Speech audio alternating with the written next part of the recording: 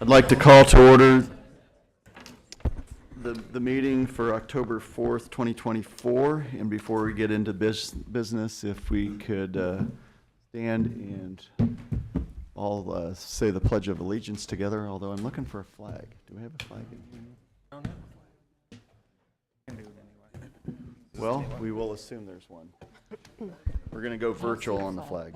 I pledge allegiance to the flag of the United States of America and to the republic for which it stands, one nation, under God, indivisible, with liberty and justice for all. Would you please call the roll? Regent Adidam? Here. Regent Devaraju? Here. Regent Herbin? Here. Regent Schroeder? Here. Regent Clare? Regent Kenny? Here. Regent O'Connor? Here. Regent Schaefer? Here. Regent Shear? Here. Regent Stark? Here. Regent Whites? Here. Regent Wilmot? Here. A quorum is present. In your materials, you have copies of the minutes from the meeting on August 8th, 2024. I'd entertain a motion for approval. So Make moved. Are there any corrections to the minutes? Having none, roll call, please. Regent Devaraju? Yes. Regent Herbin? Yes. Regent Schroeder? Yes. Regent Adidam? Yes. Regent Kenny? Yes. Regent O'Connor? Yes. Regent Schaefer? Yes. Regent Shear? Yes. Regent Stark? Yes. Regent Whites? Yes. Regent Wilmot? Yes. Regent Clare? The motion passes. In compliance with the Nebraska Open Meetings Act, the board has posted a copy of the act at the back of the room. So we will now move on to our presentations, and first up is the UNK update. And with that, we have Interim Chancellor Bicek. Thank you for hosting the Board of Regents at yesterday's campus visit and today's meeting. As is tradition, we'd like to take this opportunity to invite you to give us an update on what's happening on campus. So with that, I'm pleased to turn over the mic to Interim Chancellor Bicek.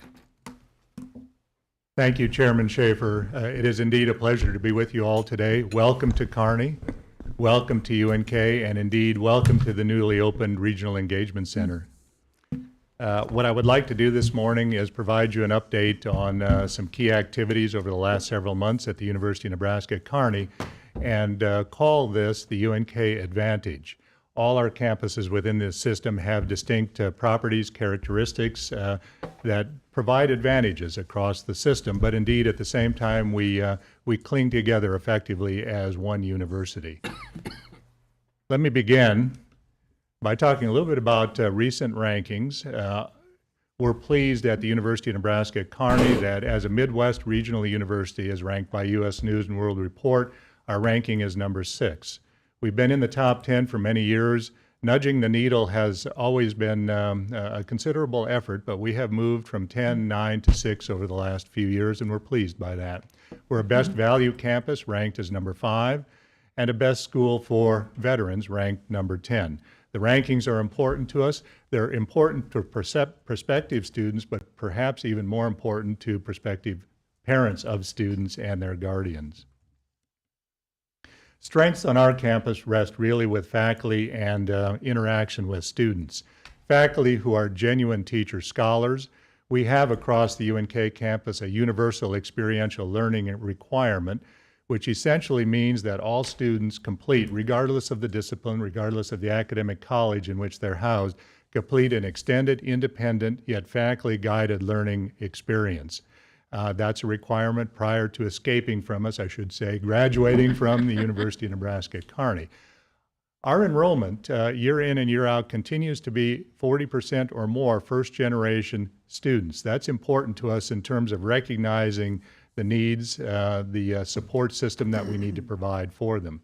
This past year, our retention rate for rising sophomores, freshmen into the sophomore year, broke the 80% level. Our high water mark in recent years was 81% a few years back. Our goal is to raise that number higher than 80 and higher than indeed 81%. There's no reason why we can't be in the 84 or 85% arena. When it's 80%, my first reaction is that that's a very good thing.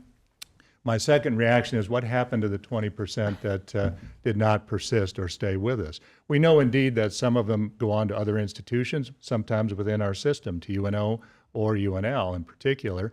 Others might go elsewhere and continue their education. So it's important to us to try to continue to figure out how to follow up on those students. That's a bit of a challenge, but it's an important one. Programs in every college across this campus represent 100% placement when it comes to positions in the professional workforce. And I think that underlies this figure. 93% of our alums report being satisfied with their experience at UNK. I think that satisfaction comes as a consequence of the value, the cost associated with the University of Nebraska at Kearney and the return on that investment. It comes with size, it comes with a remembering of the interactive personal experience with faculty as well. Facilities matter. Facilities matter on any campus, no question about that. And amongst changes on our campus recently are a reimagining as well as a renovation of the Calvin T. Ryan Library. The Calvin T. Ryan Library includes now a Loper Success Hub. This is an important resource on our campus for a combination of accessibility and success opportunities for our students, tutoring, advising, success coaches, disability services, and more. In the language of higher education, this really is a one-stop shop. Rather than students being shuttled from place to place across campus to get questions answered, this can be done all in one place. One of the really most satisfying projects in which I've been involved for many years is the partnership with the University of Nebraska Medical Center and all that we accomplished with the opening of the doors of Health Science Education Complex 1 in 2015 that expanded UNMC nursing and for the first time brought several programs in the College of Allied Health Professions to the UNK campus, a UNK building with UNMC curriculums. We're on the cusp of adding a second building, the Rural Health Education Building, part of the Christensen Health Science Education Complex, to be opened in a little over a year's time, in addition to expanded nursing and expanded allied health programs like physical therapy, physician assistant, imaging, radiography, sonography, medical lab science. We'll add for the first time medicine, the College of Medicine, College of Pharmacy, College of Public Health. That's 5 of the 6 clinical professional colleges at UNMC. Dentistry is on the heels, and we're working closely with Dean Kyle Meyer and Dean Jerry Kugel to make that happen as well. So this is a real important step forward for both our campuses, indeed for the citizenry, I think, of the state of Nebraska. Again, within the notion of facilities matter, the Regional Engagement Center, the building in which we're located this morning, it gives us opportunities to do a variety of things that serve not only students, but serve the citizens in the area. An example of what I would envision as a use of this particular building is having driven by the Health Science Education Complex about a year and a half ago on a Saturday, and seeing the parking lot filled. I wondered what's happening. Well, there was a continuing education session for pharmacists from rural Nebraska, points in central Nebraska and points west. That's an ideal kind of activity for this building, as well as so many other kinds of activities. This building houses the NU Foundation, Kearney Division. It also houses the NU, or University of Nebraska Kearney Alumni Association, as well as private tenants. So it's a public-private kind of venture. Olson and Associates, Wilkins Architectural Firm, Allo Fiber, and Chief Industries are within this facility at this time. I think that's a wonderful example of how we thrive when we partner not only across campuses, but with the private sector as well. Let me shift a little bit to talk about academic excellence and how important it is that our students leave with the best possible experience that sets them up for the best possible combined personal and professional life. Industrial technology. Enrollment in industrial technology is up 5% this past year. Why? The commitment of faculty to students and, importantly, business connections. Much of this success I would chalk up to an old friend and faculty member named Don Envik, a remarkably imaginative thinker. Don understood that industrial technology, which includes programs like industrial distribution, construction management, aviation systems, cyber systems, requires hands-on experience, requires extended time away from the campus in internship opportunities. Industrial distribution is a classic example of that, and I would cite for you a student named Caleb Hoadley in industrial distribution. Supply chain management, logistics are within this realm. Serving in the National Guard, UNK ROTC cadet, 7th place in a national sales competition, tough competition, extremely successful. 2 internships with industrial supply companies. Caleb is one of those students, like so many in this program, who will not only have a job at the time of graduation, but multiple offers from which to choose. So a very significant advance in career preparation and career development. Also within the College of Business. Pardon? Will those jobs, how many of those jobs are here in 80% of those students stay within the state of Nebraska. We don't, Regent Claire, begrudge those students who might go into a fine management position with Caterpillar or John Deere in Illinois, for example, but the majority stay here. Nebraska? Yes. Figure it out and come back. Many of us do. Management, another area in business and technology is up 3%. Again, experiential learning, which had its roots as a college-wide venture within the College of Business and Technology. I think Jillian Ashoff's comment here says it all. My professors challenged me and helped me succeed in all my classes. The hands-on experience has helped me gain the necessary tools to succeed in my future career, and I appreciate all the connections I made. Underscore the importance of connections. She was also a fine basketball player. Communication disorders, which is housed in the College of Education, had enrollment increases up to 12% this past year. They have an innovative curriculum, an undergraduate program in communication disorders, and an online master's program in speech-language pathology. That program has grown by leaps and bounds, and frankly, I'll say, as having been the prior Senior Vice Chancellor for Academic Affairs, when the chair came to me and Michelle McKelvey, Dr. McKelvey said, we will need 2 and perhaps 3 additional faculty positions. We took a flyer on this concept, and it has gained ground and grown tremendously. So it was one of those return on investment opportunities that has paid off well, not only for UNK, but for the students, for which there is great demand in speech-language pathology. And Sierra Ostick, the student on the right, who routinely, amongst our many other students, presents their work in arenas around campus and around the country, is a classic example of a success story in that area. Continuing with academic excellence, our natural and physical science programs have grown in enrollment. Biology up 16%, chemistry up 15%, math 33%, physics up 20%. And you might suspect, why is that across the natural sciences? One clear reason is these are all the fundamental course areas required for the health sciences. So the two go hand in hand, no question about that. They're the underpinning for our success that allows for 16 or 17 of the programs that are in the clinical health sciences, our pre-health areas, combined show a 94% acceptance rate of those students at the University of Nebraska Medical Center. The past year, 2023, that acceptance rate in the College of Medicine was 75% alone, which is a remarkable figure given the national averages in this area. That varies from year to year, but the success has been consistent through time. Another area in academic excellence I'd like to mention is political science. Their enrollment is up, that department's enrollment is up 29%. Why? Faculty are committed. They're committed to advising, they're committed to mentoring, they're committed to the success of students.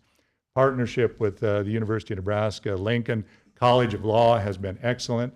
Just as we have a K-HOP program in medicine, we have a K-LOP program in law.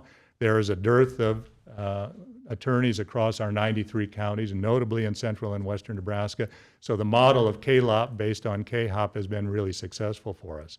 We're also in the process of completing the organization of a partnership with UNO, with the College of Public Affairs and Community Service, CPACs, and that partnership will allow for a 4+2 relationship with that college, 4 years at UNK, in political science, then 2 years in the master's program, allowing for development of managerial folks that can serve in a lot of capacities, from municipalities to organizations like the natural resources districts across the state of Nebraska. It's all about experiential learning, and as a key part of that experiential learning is travel. Dr. Chuck Rowling, the chair of that department on the right, is a shot showing a recent trip through the South, Mississippi, Georgia, Alabama, an important learning experience for the students. And on the left is The Hague in the Netherlands, also a remarkable opportunity for students to see the International Court of Justice in operation. An example of a student success story in this area would be Alex Chavez Monasterio. He's in the CALOP, Carney Law Opportunities Program. He has presented his original research. He did so in Vancouver, British Columbia, completed a paid internship in Hastings, Adams County Defender's Office, has also experienced international travel, Northern Ireland, Europe, and Cuba, and he's a member of UNK Model United Nations. So, yes. While it's up for debate whether more lawyers are necessary. Being one. That was a joke. What is not up for debate is the fact that population areas. Bar Association is working on that. I would really, if you're not, I would really encourage you with the Bar Association as well in this program, because it's vitally important for different smaller communities. Agreed, Regent Claire, there's much more we can do. I will tell you that the KLOP program had its roots in conversation with Tom Mall some 7 or 8 years ago from Amherst, and we've continued those conversations. We need to expand them. I can also speak to that. I know the Bar Association has taken a role in connecting KLOP students with internship employers throughout the state. We've actually had a lot this summer that were connected through the bar. And I know this because my mom works for the bar.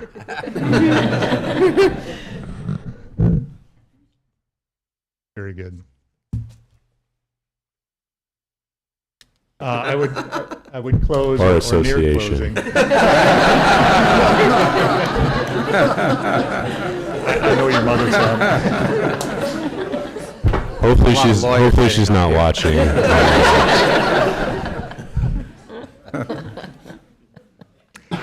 Just a closing comment about athletics. We are a student athlete-driven institution as a D2 Division II campus. We have 472 student athletes, maybe a little more at this time. 9 women's sports, varsity sports, and 6 men's sports. And we have a strategic focus on the whole student success. And I think that's an important part of who we are at UNK. We lost a heartbreaker to Central Missouri last Saturday, 36-35. We will win when we go to Southwest Minnesota tomorrow. Our volleyball team continues to be undefeated at 14-0, and so our athletics have been a point of pride. To me, the power of the This is a closing video I'd like you to watch. To me, the power of the herd is it's all about the great community that we have at UNK, and I think it's something that you can see every day. I think life is about like the little interactions that you have every day and the relationships that you create. And I was worried that I'd come into college and I'd meet all these people the first week and I'd never see them ever again. But that's what's so special, is that you can have these little interactions with people and it just keeps building and you create long-lasting relationships. Power of the herd, to me, means that people are willing to invest to help students have a meaningful experience. From the Kearney community, from administration, from other faculty, from staff, people sincerely care, they're willing, and they actually are able. People matter, right? That is one of the core values of this university, and we're caring for each other and for the student. Can't find a professor that's not willing to help you. You can't find a student or staff member that's willing to help you. It's really special, and it's ingrained in our culture. Here at UNK, we want you to learn your subject and be competent, but we're also here to care. And that's one of the most meaningful things we can do. is help them have courage and empower them. Today's students have different needs than they did 20 years ago with social media, with the internet, with access to information, to the questions that they want to have answered and the kind of experiences they want to have. It's been so powerful. I've been able to watch faculty meaningfully collaborate on this, to reflect on the needs of students, to reflect on the resources that we as faculty have and what we need, and to meaningfully discuss what does it look like to really support students in a higher education experience. Our student engagement office is very proactive in creating programming opportunities, involves students, stick around, and they do better, research shows. One of the great benefits of being at UNK is you have small classes and you get support to create experiential learning. Like for a student, an undergraduate student, to be meaningfully engaged in research and be a co-author, not just some sort of minion, is remarkable. And there's other examples on campus of meaningful experiential learning where that kind of teaching is more labor intensive, it's more complicated, it's harder to grade, but that is the kind of work we want to do here because we don't want students to talk about what they do here, they want them to do it. The empowerment of our students comes in the form of a fine balance between cultivating the talents of the individual and recognizing the strength of the collective good, working together, or the power of the herd, if you like. Everyone counts on our campus. Everyone counts, and we must remember that. You all make the difference. Let's make this year a memorable benchmark for the future.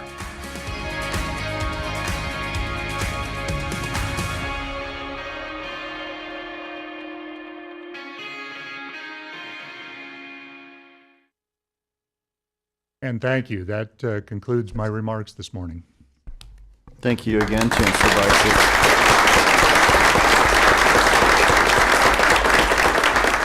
Regent Schaefer, is there a possibility that people standing could come up and fill the empty chairs? Yeah, there's some empty chairs here, and I'd also like to advise that there is an overflow room, and my understanding is that is room 205, but there are a few chairs vacant. If people want to grab them, feel free. Or if you like standing, that's fine too. I have a law partner who loves to say he's a stander, so that's up to you though. So with that, we'll now move on to our kudos portion.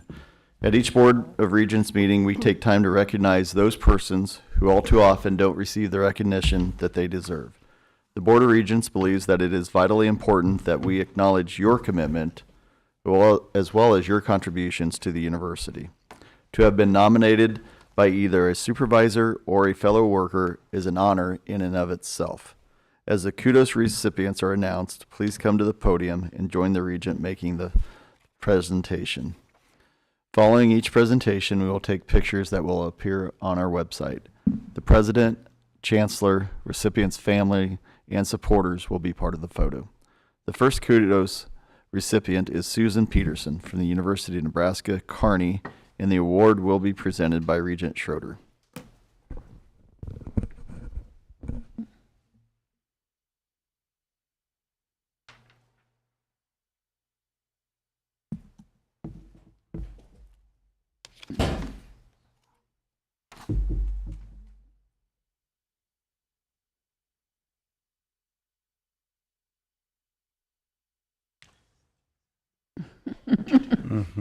Go.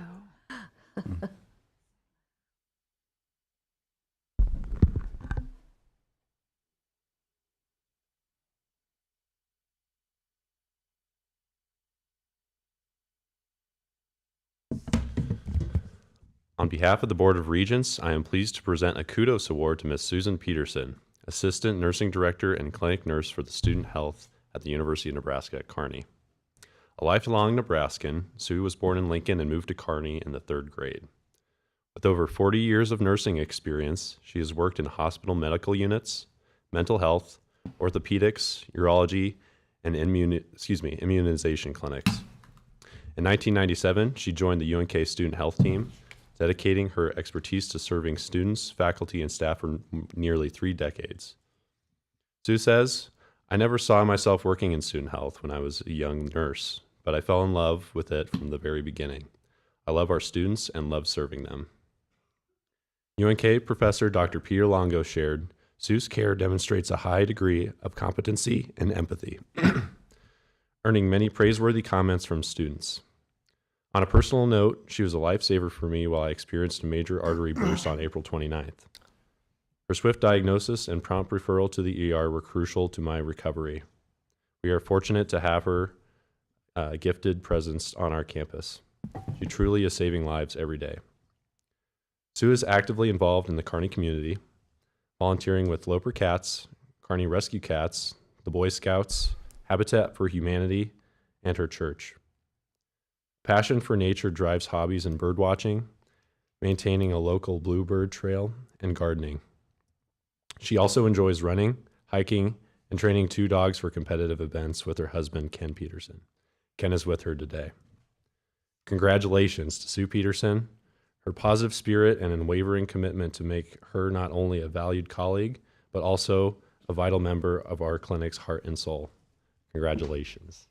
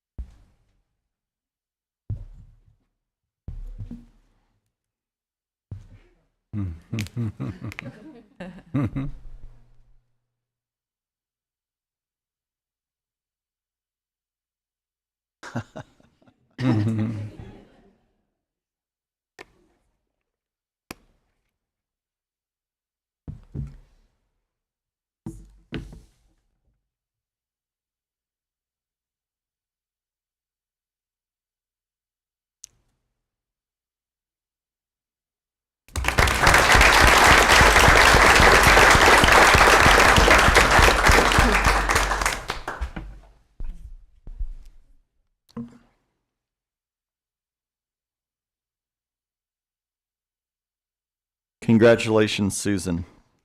Regent Herbin will present the Kudos Award to Sarah Quinn from the University of Nebraska, Lincoln.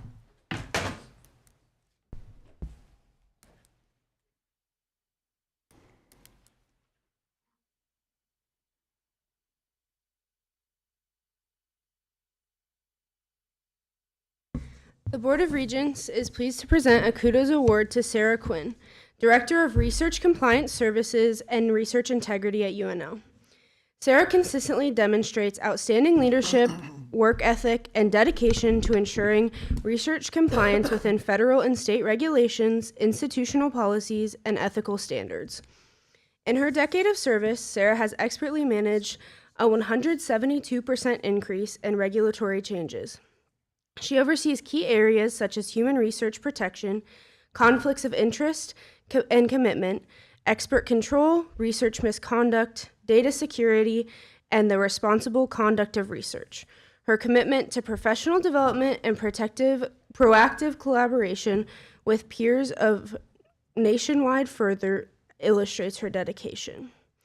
2 standout contributions include addressing federal concerns on research security, ensuring swift university compliance with policies on foreign influence, while playing a pivotal role in updating the UNL conflict of interest and commitment policy in 2024.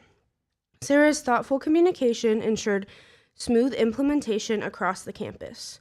Her passion for integrity and education in her work is evident as she promotes responsible conduct of research and prepares faculty, students, and staff to uphold ethical standards in their careers. For her exceptional service, Sarah Quinn's nomination for this Kudos Award is well deserved. With Sarah today is her supervisor, Jen Nelson. Please join me in thanking Sarah Quinn for her dedication to the University of Nebraska, Lincoln.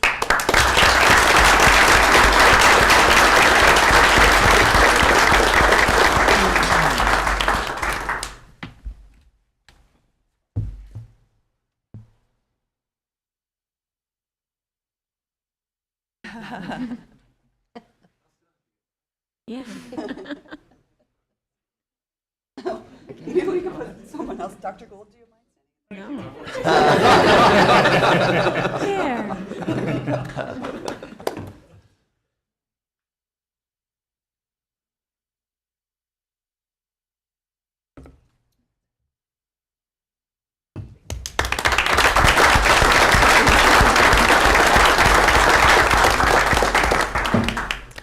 Congratulations, Sarah.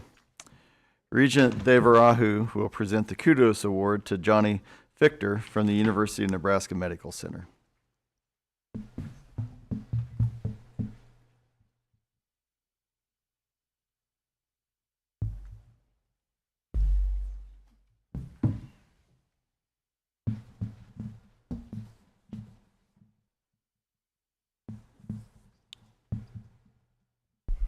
And please don't trip coming up and down those steps. I thought We there have was too a many step. lawyers in this room for that. On behalf of the Board of Regents, I am pleased to present a Kudos Award to Johnny Fichter, Zone Facility Technician in Facilities Management and Planning at UNMC. In this role, Johnny oversees maintenance issues at UNMC's Monroe-Meyer Institute, a facility uniquely suited to provide care for individuals with intellectual and developmental disabilities. Johnny is comfortable dealing with a range of issues, from preventive maintenance to minor renovations to HVAC, plumbing, and lighting. One of his more unique tasks is maintaining MMI's iconic wind-powered kinetic sculpture titled Soar, while ensuring it continues to turn freely. He is also UNMC's expert on pool maintenance, as MMI clients have access to an indoor exercise pool, therapy pool, and splash pad. Johnny began working at UNMC Facilities Management and Planning in November 2005 and is heralded as a well-rounded technician who greets everyone with energy, respect, and an enthusiastic good day. Quote, "Johnny looks for the best way to repair and maintain this beautiful facility," his nominator said. "His attention and respect for the building lets the individuals we serve and their families know they are valued and welcome," end quote. With him today are his supervisor, Sean Smith, Marvin Olson, Facilities Manager, Tyler Busboom, Director of Facilities, and Jennifer Bartholomew, Vice President of Facilities Management. Join me in thanking Johnny for his expertise and dedication in maintaining UNMC's Monroe-Meyer Institute and for the energy and customer service skills he employs with everyone he meets.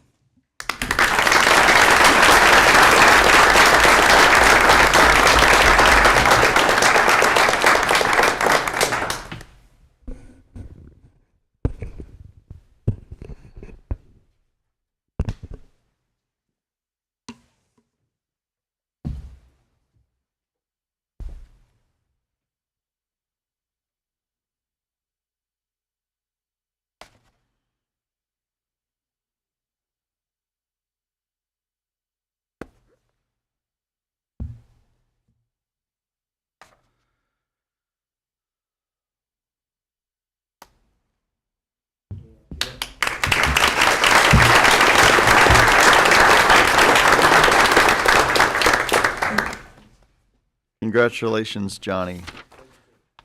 Michelle Teese from the University of Nebraska at Omaha is our final recipient, and the award will be presented by Regent Adidam.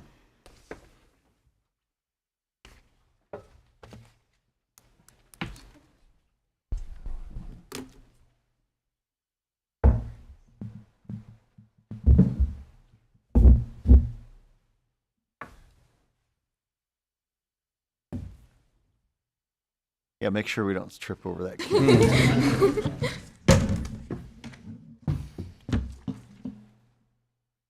The Board of Regents is pleased to present a Kudos Award to Michelle Teese, Office Associate for the School of Communication within the College of Communication, Fine Arts and Media at the University of Nebraska, Omaha.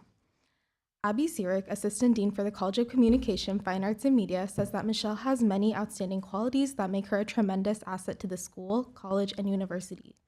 But perhaps the most impressive ethical standard she has upheld is that of student success. This spring, Michelle stepped up to support academic advising while an advisor was on leave. She made sure each student had what they needed to enroll for classes. In one instance, Michelle went the extra mile to connect a student with concerned about completing their degree with the dean's office to explore avenues for achieving their goals. Due to Michelle's outreach, the student successfully graduated and is a proud UNO alumnus, says Sirik. While working in the School of Communication, Michelle also completed her master's degree at UNO. Excited by her coursework, Michelle often incorporated concrete examples, theories, and innovative solutions into her daily work and advising role. Michelle is a maverick at heart. She loves collaborating with her colleagues and peers. She can always be found with a smile on her face. Today, Michelle has brought her husband, Brian, Dr. Heather Hunley, the Director of UNO School Communication, as her guests.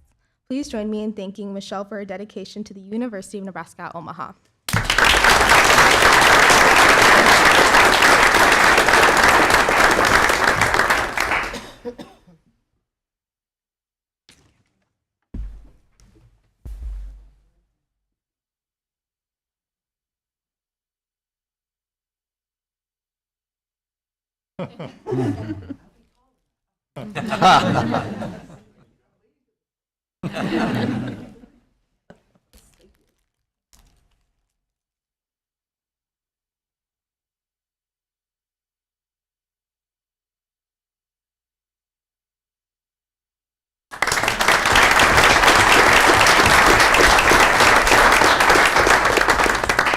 Congratulations, Michelle. Again, congratulations to all our Kudos Award recipients. Now I'd like to ask President Gold to make a few remarks. Please don't trip on your way back. I think there are enough lawyers in the room if that were to happen. Well, thank you, Regent Schaefer, and I want to add my most sincere thanks to Interim Chancellor Bisick for his wonderful presentation this morning, and more so for hosting us on the campus tour.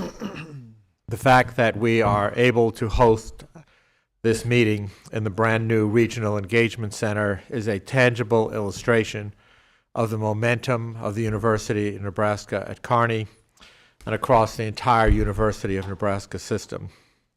This will clearly be a tremendous facility for the campus and the community.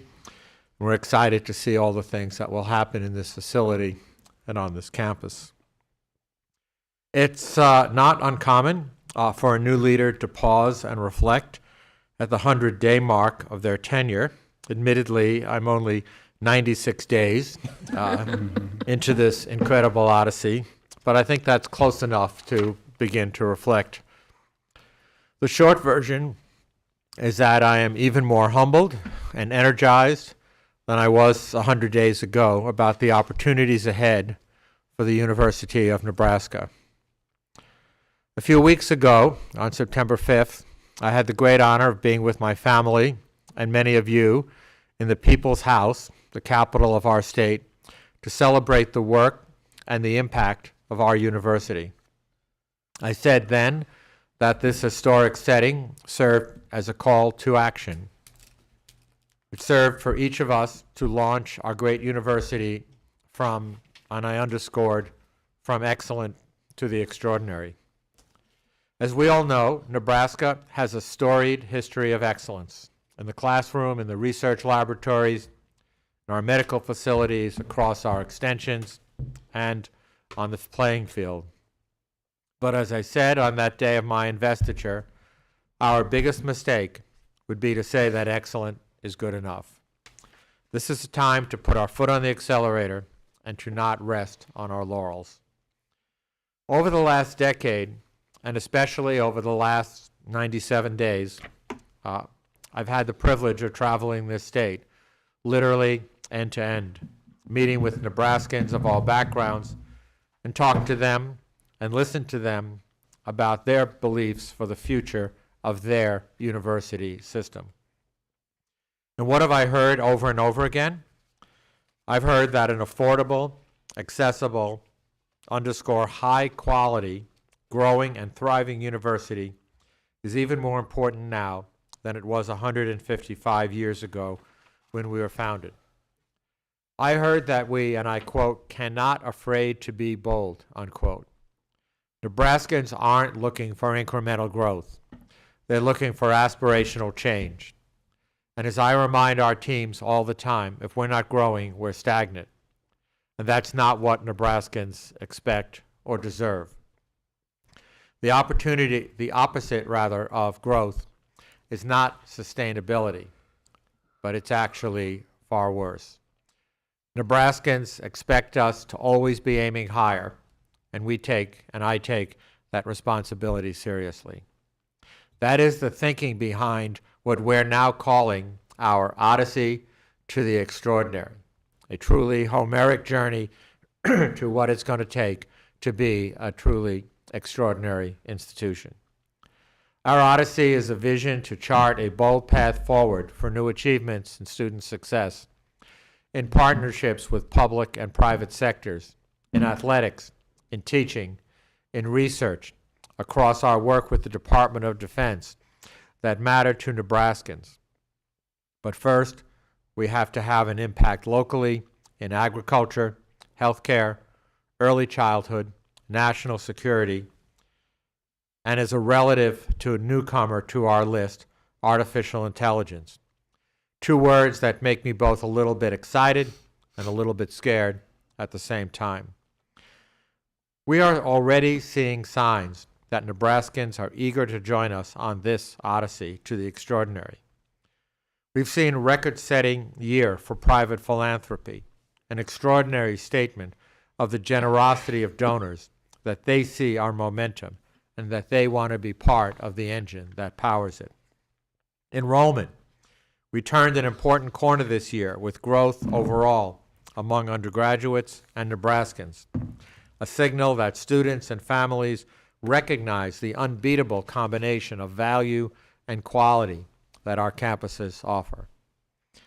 I'm particularly proud of our growth in areas that are critical to Nebraska Future's workforce, such as engineering, healthcare professions, and agriculture. And I know that our chancellors and their teams are committed to working even harder to make sure that every student, not just some students, but every student, has the opportunity to pursue a University of Nebraska education, and to not admit an entering class, but to admit a graduating class each year. Strategic investments that will create opportunities for students and meet the needs of our state. Look no further than across the street at the Christensen complex for an example of the kind of magic that can happen when we join hands and do big things. Chancellor Bisek just relayed the increase in the pre-health professions enrollment at UNK that is driven through this unique partnership with the unicameral legislature, the private philanthropic community, and among and between two of the campuses of this great university system. At UNMC, we continue to move forward with Project Health, the boldest public-private partnership in the university history. In Lincoln, the new U.S. Department of Agriculture facility is taking shape that will transform agricultural innovation. In Omaha, we have the ambitious plans to expand the Peter Keywood Institute and, in so doing, grow Nebraska's STEM workforce. And given some of the items on our agenda today, and with our athletic director here, I would be remiss if I didn't mention that we're also making important strategic decisions to stay on the cutting edge of the ever-evolving collegiate athletics landscape. There is no question that our facilities, our coaches, our staff, our fans, and of course our student athletes are the very best across the entire system. Pushing forward with our goal for recognition by the Association of American Universities, productive meetings with AAU leadership and Higher Learning Commission leadership in Washington and Chicago and elsewhere are carefully examining our metrics for recognition and where we need to close the gap. As I mentioned earlier, the revolution that's occurring in generative AI has prompted us to establish a working group across all of our campuses to look at the impact in education, in research, in outreach, extension, clinical care, and of course, in business and efficiencies. We've established a working group to look at all of our 83 extension services and locations to ask the question of what does extension look like in the future? How does it best support the farming and ranching communities of our state? And what can we do to take a leadership role to go far beyond the current borders? Our presidential scholarship program continues to be highly successful. All in, we now have 47 students that have met that unique qualification of perfect ACT scores or the equivalent. And indeed, the application pool that we're now seeing for the upcoming academic year, that would be fall of 2025, is even larger than it was in the last year. And just yesterday morning, in this very building, in this very room in the corner, we convened the search committee to do a very important job and search for the next permanent chancellor here at the University of Nebraska at Kearney. It was a great honor to do that, to add all of our system chancellors to this important advisory committee, to set a timeline and a process to go full throttle on that search. These are the kinds of successes that are possible when we unite around a goal to achieve things together. Again, we are not going to rest on our laurels. We know we're just getting started. The chancellors and I know we have much work in front of us. We have to be willing to challenge our thinking, to be careful and candid with ourselves in assessing where we are and where we want to go. And as such, we are putting significant effort into a review and perhaps a bit of an overhaul of our strategic planning process and the development of goals, strategies, tactics, and initiatives that will drill down from the President's office to every department, division, college, and campus.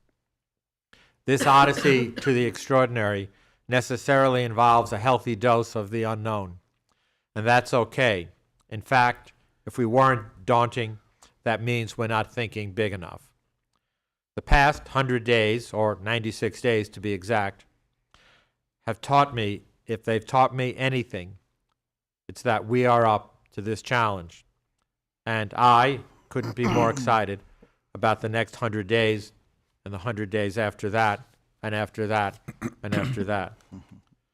There's a great deal of credit to this Board of Regents and to the people in this room and across the state who share in the love of this university and all that that means to the state of Nebraska. Every Nebraskan I've met cares about their university, and they want us to be successful. Our promise to them is that they and we together will wake up every day thinking about how we can deliver on that promise. I have never been more proud than I am today to be a Nebraskan by choice, looking forward to a busy and exciting fall semester and that which follows. Mr. Chairman, I turn the program back to you, sir, and appreciate the opportunity. Thank you, President Gold.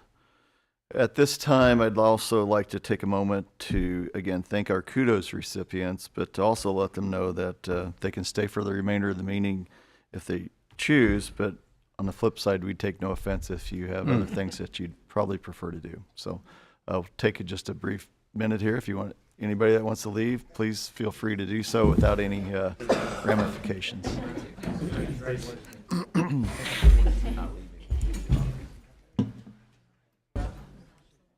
I take it that doesn't include me, right? Okay,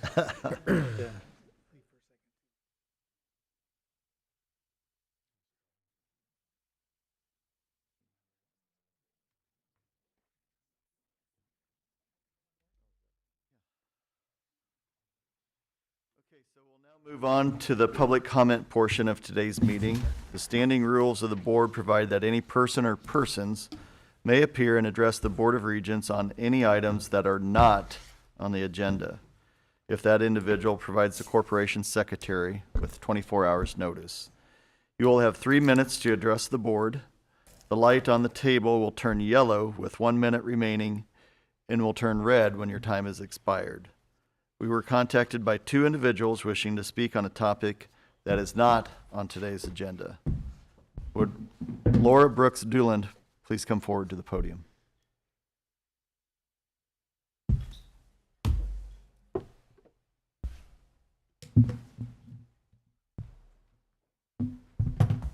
Good morning. Good morning. As you said, my name is Laura Brooks Dooland, and I'm a proud graduate of the University of Nebraska at Lincoln, where I earned my undergraduate degree, and the University of Nebraska at Omaha, where I earned my PhD.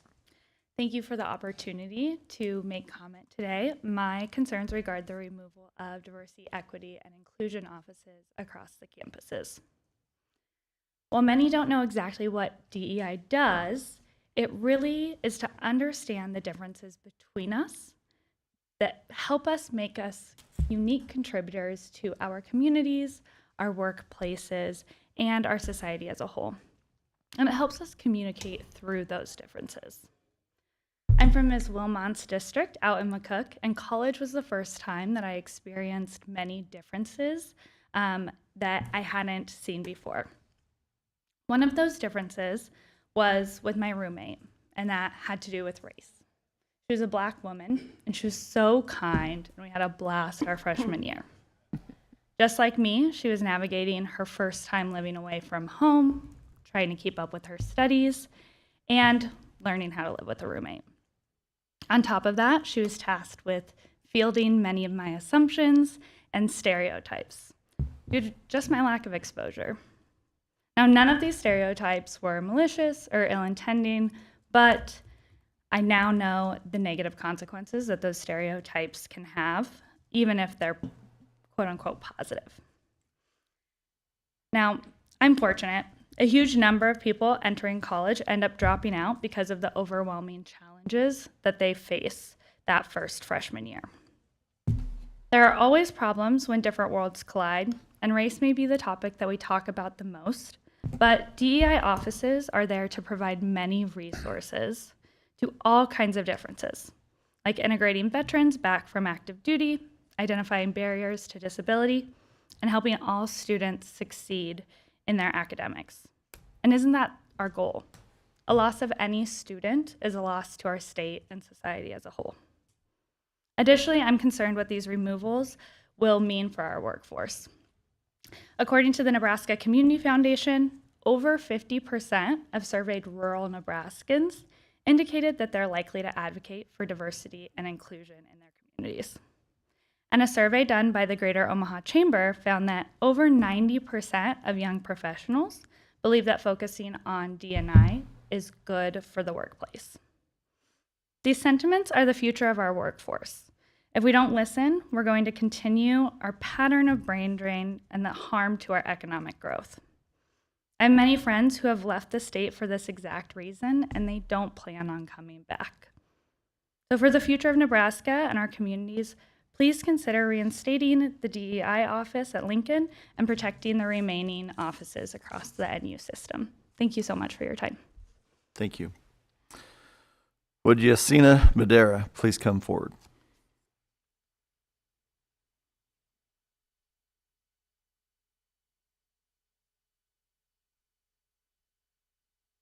Good morning, Board of Regents. My name is Yesenia, or Yessi for short. Either works.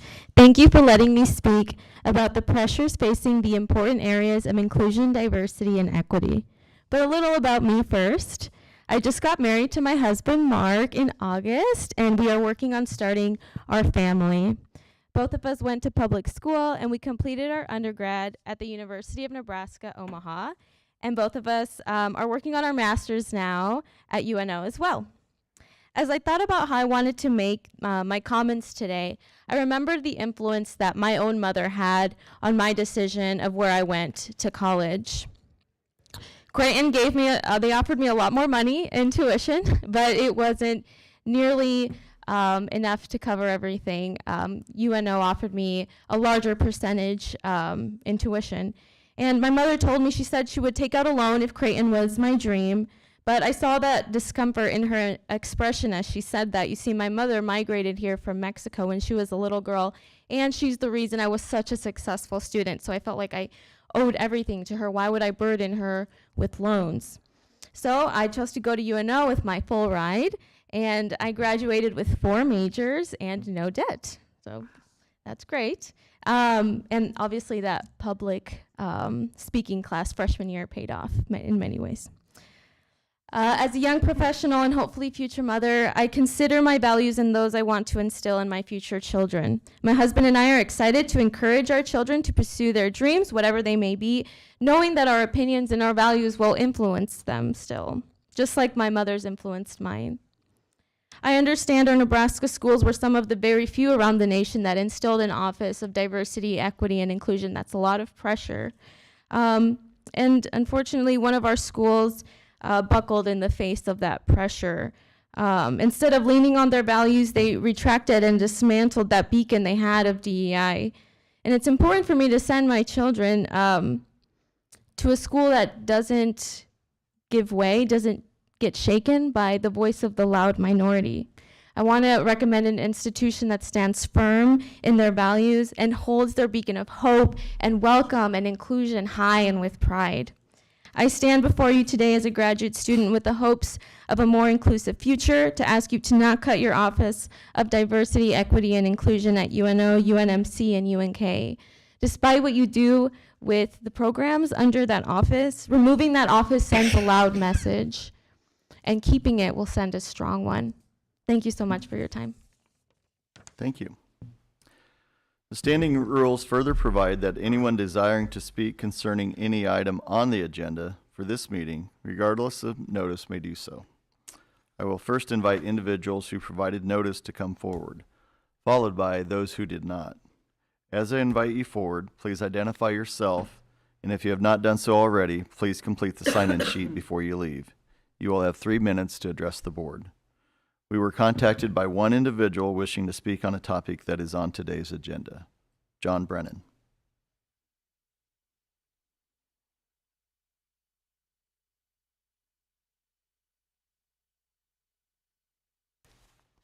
Good morning, Regents. My name is John Brennan, and I reside at 4824 Davenport Street in Omaha, Nebraska. I'm a member of the nonprofit group Preserve Omaha, formerly known as Landmarks. I'm on their board of directors, and I'm speaking today on behalf of our organization. Recently, 2 of our board members met with the real estate development team at the UNMC campus. They discussed the proposed demolition of 2 homes located at 3905 and 3903 Dewey Street. Preserve Omaha asked the development team to consider relocating the structures and/or considering salvaging the materials via deconstruction. But our requests were denied and the buildings were demolished. The agenda packet for the Board of Regents meeting on April 19th, 2024 indicated that these homes were not historically or architecturally significant. On the contrary, both of these homes were considered contributing structures to the Gold Coast Historic District in the Blackstone area in Omaha, making them federally designated historic buildings. Currently, the university owns several properties on the UNMC campus that have historic significance, most notably 4524 Farnham Street, commonly known as the Rathskeller. The university acquired this property in 2021. The construction around this location to facilitate expansion at the campus west of Saddle Creek Road has negatively affected the tenant, Rathskeller Beer House, and they have ceased operations. As the tenant searches for some entity to sublease the building, Preserve Omaha is concerned that the university will elect to demolish the building. The university's 5-year conceptual master plan indicates that the area is shown for future growth where the Rathskeller is located. The building has significant architectural features. It is of the Sullivan-esque style, of which there are few remaining examples in Omaha. Beyond that, the building has a rich history and has been in operation since the early 1890s. Preserve Omaha has prepared a brief document to inform the Regents of its historical and architectural significance. The State Historic Preservation Office has determined that the Rathskeller Building is an eligible candidate for the National Register of Historic Places for its architectural and commercial significance. Additionally, this building meets the criteria as established by ordinance for designation as an Omaha Heritage Preservation Landmark. We ask the Board of Regents to adopt policies that would prohibit the demolition of historic structures that are owned by the university and abide by local historic designation of buildings. Thank you for your time. Thank you. Next up, Lynette Richards.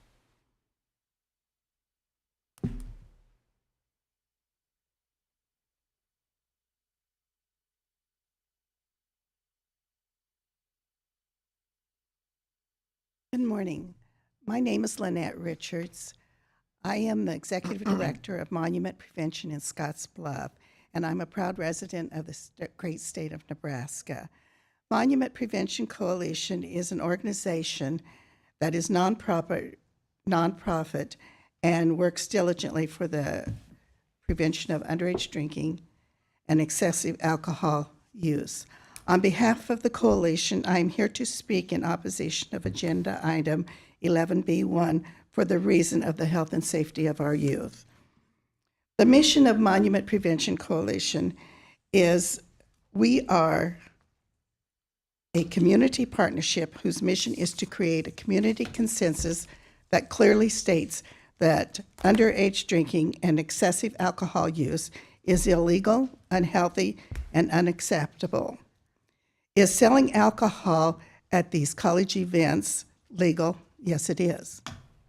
Is it acceptable? Some may think it is, others may not. Is it unhealthy? Yes, it is unhealthy to our underage youth as well as dangerous for our community. The university athletic events are family events. We would like to continue that environment. We are aware that Nebraska is the only university in the Big Ten that does not sell alcohol on campus and at these events. However, I'd like to have you think, does this university do everything that other universities do? I would hope not, and I think that is, I cannot understand why this is so important to start selling alcohol at the events. Another question I have is the University of Nebraska a leader or a follower? I would like to think Nebraska would be a leader and continue to keep alcohol out of these events. As a university, I also look at the goal of the university is to teach. In this case, what is the university teaching? The decision you make today affects the institution, staff, faculty, and students for years to come. I would like to emphasize monument prevention is in opposition to agenda item 11B1. Thank you for allowing me to speak on this very important issue. Thank you. Next up, we have, it's on medical education. He must be a doctor because I can't read the last name. I'm just going to say Richard H. So if Richard H. would come forward. No comments? Okay. All right.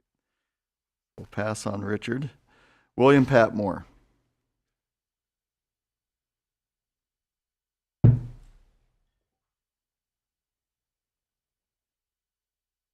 Good morning. Thank you for allowing me to be here. Thank you for your work. It's a lot of hard work for you, I'm sure. I started right out of high school at UNL for 2 years. My wife went to the Med Center for 4 years, received her nursing degree and her bachelor's. My sons both came here to UNK. My wife got a master's here at UNK. And I actually worked for Kearney State College back in the late 80s, 100 years ago. And back then, we were dealing with alcohol as, okay, do we put alcoholic advertising on the scoreboards? What do we do about this and that? I worked as in the facility part and took care of the student union facility and ended up in the coolers where there was alcohol in the coolers without a liquor license at the time. I dealt with that with some letters. This has been a concern with me for a long time. My granddaughter just started this fall here at UNK.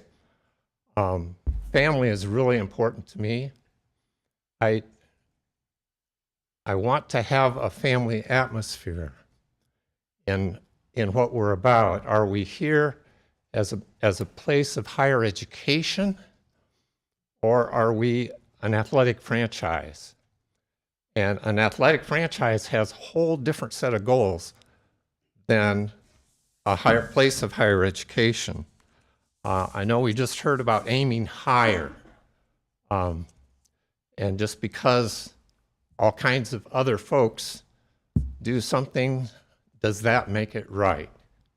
So I would stand against the sale of alcohol on any state-owned property or university property, and I appreciate your time in letting me speak.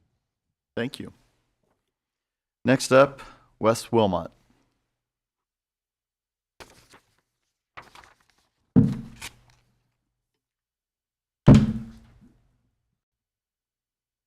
Morning, Regents, and thank you for allowing me this time, and also thank you for all the hard work you do. I do know some of what's involved in what you guys do, takes a lot of commitment.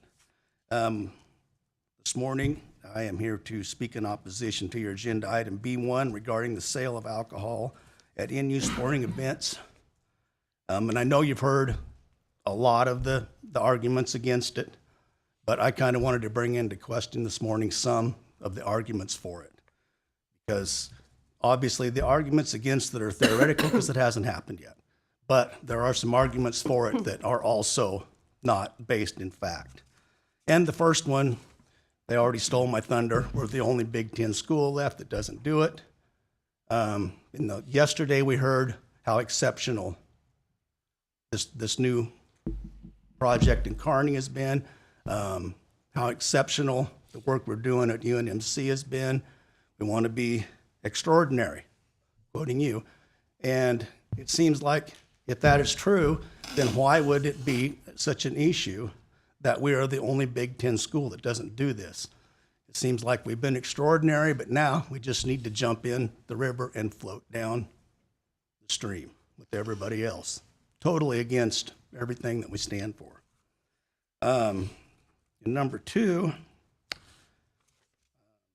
I had heard the theory that we were in danger of not being able to fill the seats at the stadiums if we don't do this. And I forgot to bring my little visual, but I was at a ball game, received a ticket that was gold trimmed. And it was a special game because that was the 400th sellout in Memorial Stadium. And that's a fact. And the fact is, Nebraska hasn't won a national championship for years and years, and there's never been alcohol sold at a Husker game. Those are facts, and yet 400 sellouts. So are we really in danger? I mean, if we don't do this, is this going to be the end of Nebraska athletics? I don't think so. And number three is the money. I've heard, oh, we're going to make all this money. I've also been told that Nebraska athletics has always supported itself, plus put money back into the budget. And so I don't see that as being a big issue. Like I said, if money is all we're there for, what is it, just a franchise? Or are we going to continue to educate people and do what the taxpayers ask? And that's my last thing. I would ask that you would put all this banter aside and remember what you told the people who elected you and sent you here. You told them what you would do, and that they trusted you and trusted your decision-making abilities. Just go back to that, make your decisions on that, and forget all this banter. And also, I'd like to plagiarize a little quote that I know you all heard from our governor several weeks ago. And when he said, at this level that you people operate at, the decisions you make will affect down to 7 generations. Thank you. Thank you. Next up is Chris Wagner.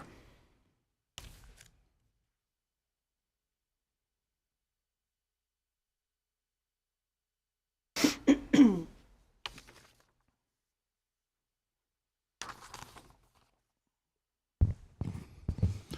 morning. My name is Chris Wagner. I'm the Executive Director of Project Extra Mile, which is a coalition of over 500 Nebraskans statewide. And we're here to express our opposition to item 11B1 because it'll lead to increased underage drinking, binge drinking, disturbances, and impaired driving.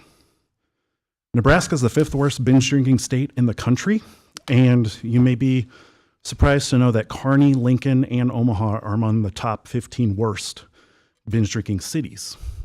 Kearney is number 1. I can tell you with absolute certainty that allowing alcohol sales at sporting events has not and will not reduce this behavior, nor will any education program that you might choose to fund. The only things that work to prevent underage drinking and binge drinking are evidence-based policies like not selling alcohol in these venues, paired with the adequate enforcement of our liquor laws. A vast majority of universities that have gone down this road have done so because they needed to sell tickets.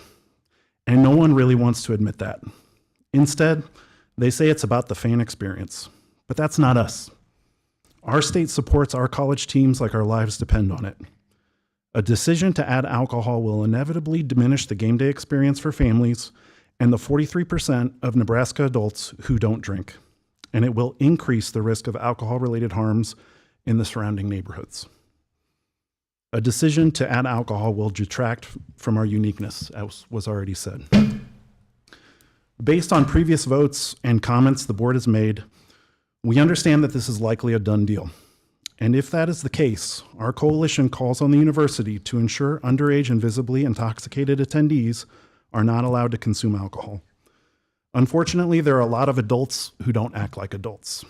They sell to, buy for, and give alcohol to kids. It's a sad truth that we can't afford to ignore. We urge you to postpone this vote until the university has a plan that they can share with the public to demonstrate its commitment to doing everything in its power to prevent alcohol-related harms. A plan to ensure the safety and well-being of those inside and outside of the venues should include a limit on the number of drinks a person can purchase, high-quality wristbands for adults 21 and older that can only be removed with scissors, procedures for checking IDs and denying sales to intoxicated fans, a halt on alcohol sales during the second half of the game, a limit on drink sizes to standard alcoholic drinks to ensure that adults better understand how much alcohol they're consuming in order to prevent impaired driving, increase security through the seating areas and concourses to prevent the handing off of alcohol to underage and intoxicated fans, an agreement with local law enforcement to conduct compliance checks during events that would reimburse those agencies for the cost of admission for conducting these enforcements, and a mandatory training for all concession workers involved in the sale of alcohol. Thank you. Okay, thank you. Is there anyone else who would like to address the board on a topic that is on today's agenda? If so, please come forward, identify yourself, and complete the sign-in sheet before you leave. You will have three minutes again. But I think we've gone through everybody that's been on the list. But again, do we have anybody else that would like to be added at this point in time? Okay, with that, let's go ahead and we'll take a short break. We'll reconvene at 10:20.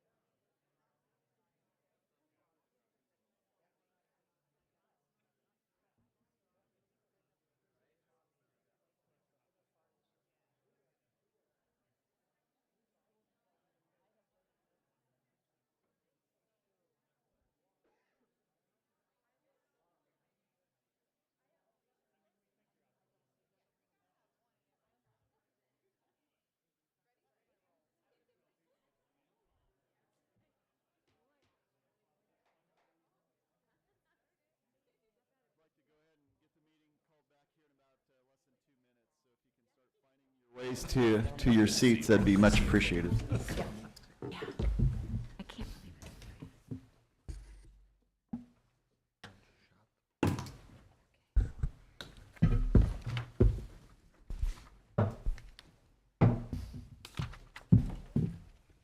It is now time to consider the consent agenda.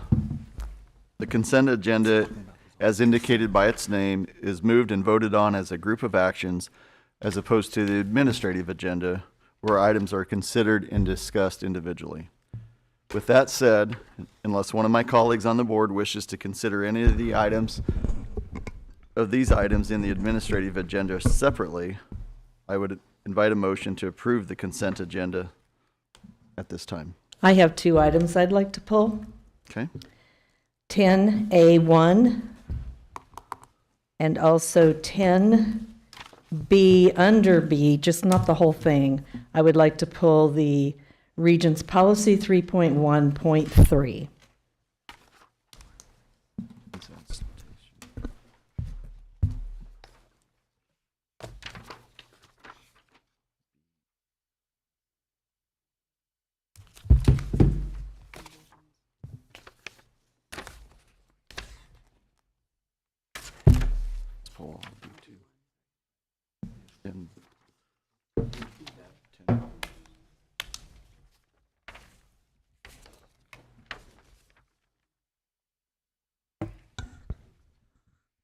Regent Wilmot, the request was made to repeat those numbers, Yes. if you don't mind.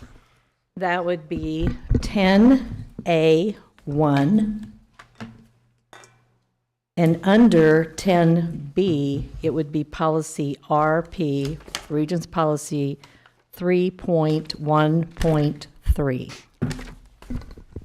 Okay. With that, then that will just leave us with one remaining item for the consent agenda, and that would be item 10A2.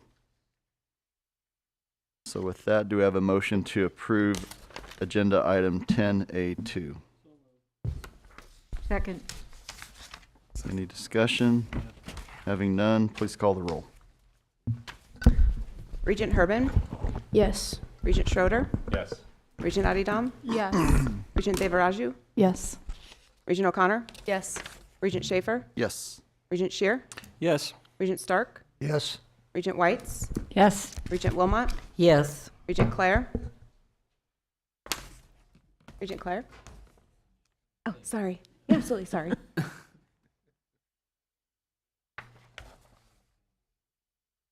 So currently, we're voting on the consent agenda, which currently only includes item 10A2, the approval to award degrees and certificates for the 2024-25 academic year.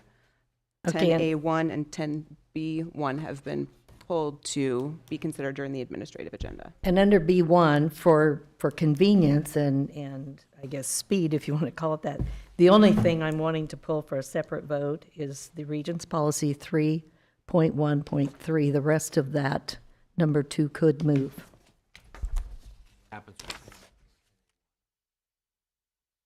Regent Wilmot has made a request to address that separately and not in the consent agenda, but in the administrative. All right, yes. Regent Kenny? Yes. The motion passes. Okay. That, we can now move on to the administrative agenda, and bearing in mind, we're going to move items 10A1 and 10B1 to the administrative agenda, and I will now let President Gold walk us through the administrative agenda. So, let me start with these two. Sure. So the item 10A1, the President's personnel recommendations, was pulled from the consent agenda and therefore will be considered as part of the administrative agenda today. It consists of 5 different individuals consistent with Section 3.2 of the bylaws of the Board of Regents that provides that appointments to the position of Vice Chancellor Dean, equivalent ranks, shall be made by the President, subject to approval by the Board. Approval of the following appointments are recommended as contained in the Board of Regents documents that have been circulated. We recommend this to you for approval. Do we have a motion to approve agenda item 10A1? Second. Discussion. I had questions on, and there are 5 positions, I think, here now. Of these 5 positions, are any of these new positions? I mean, like positions that we've never had before?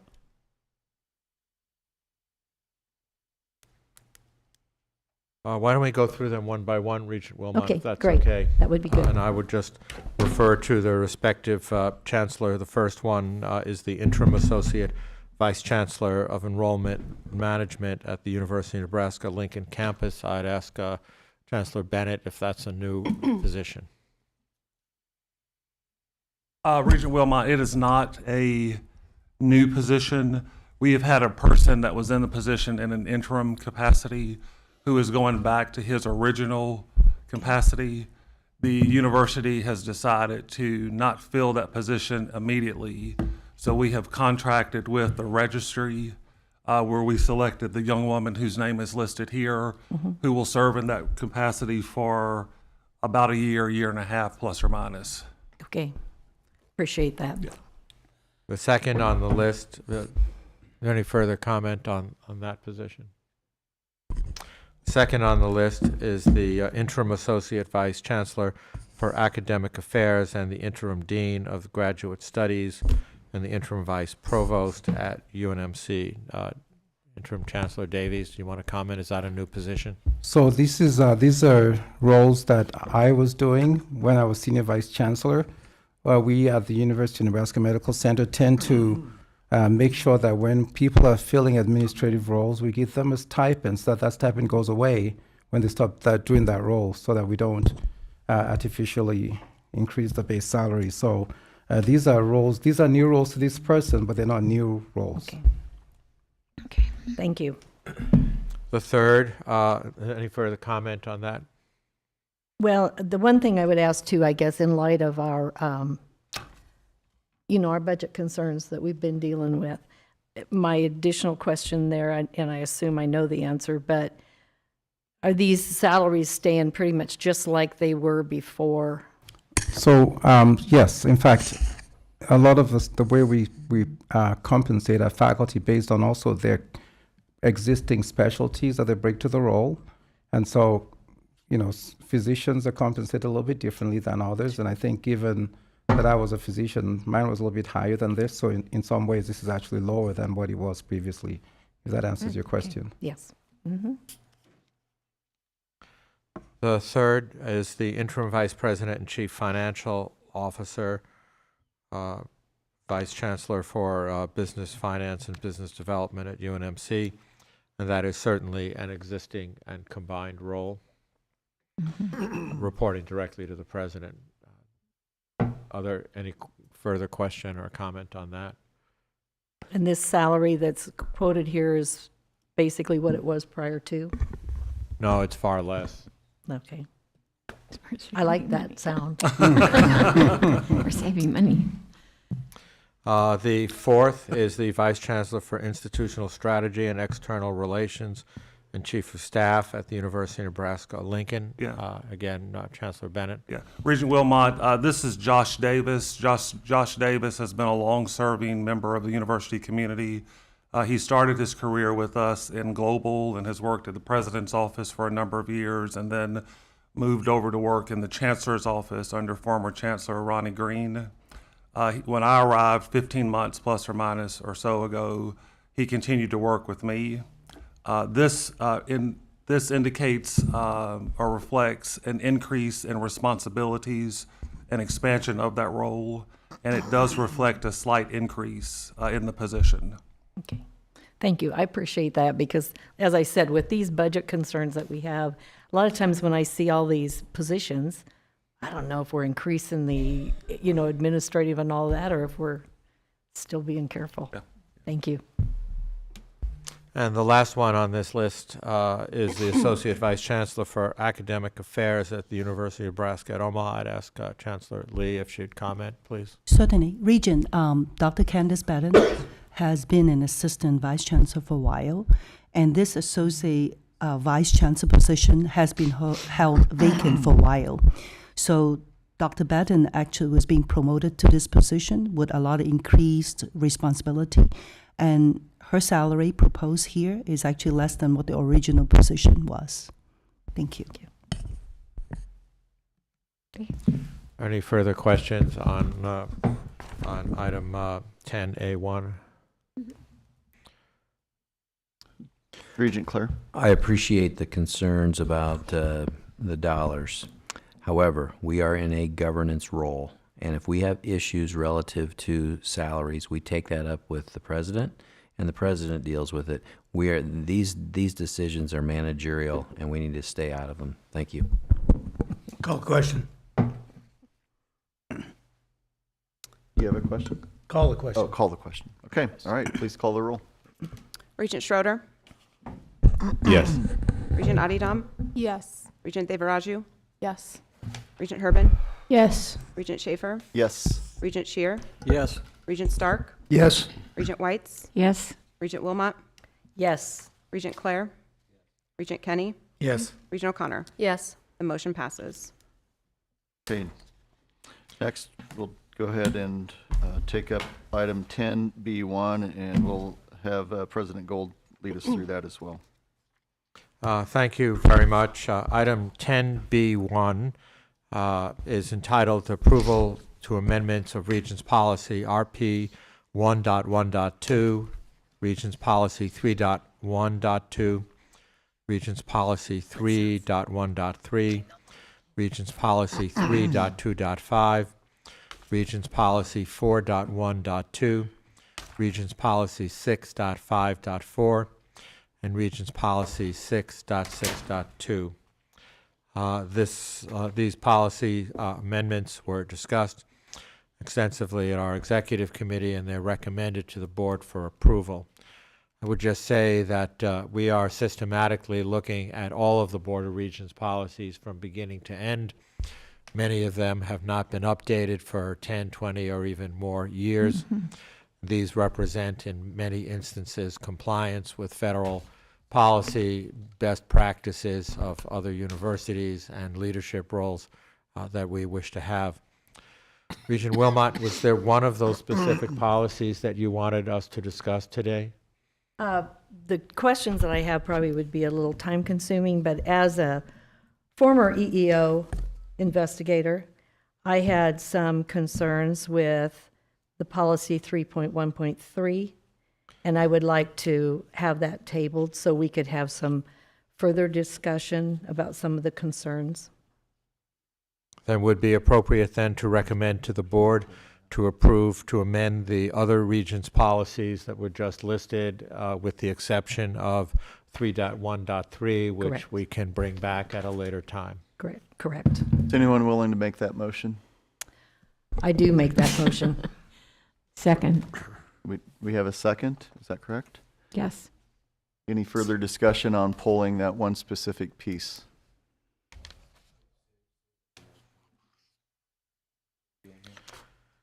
The motion would be to adopt all of the policies listed. No, that it's to pull and table. Okay, pull and table. the 3.1. Which one was it? 3. But to table 3.1.3. 3.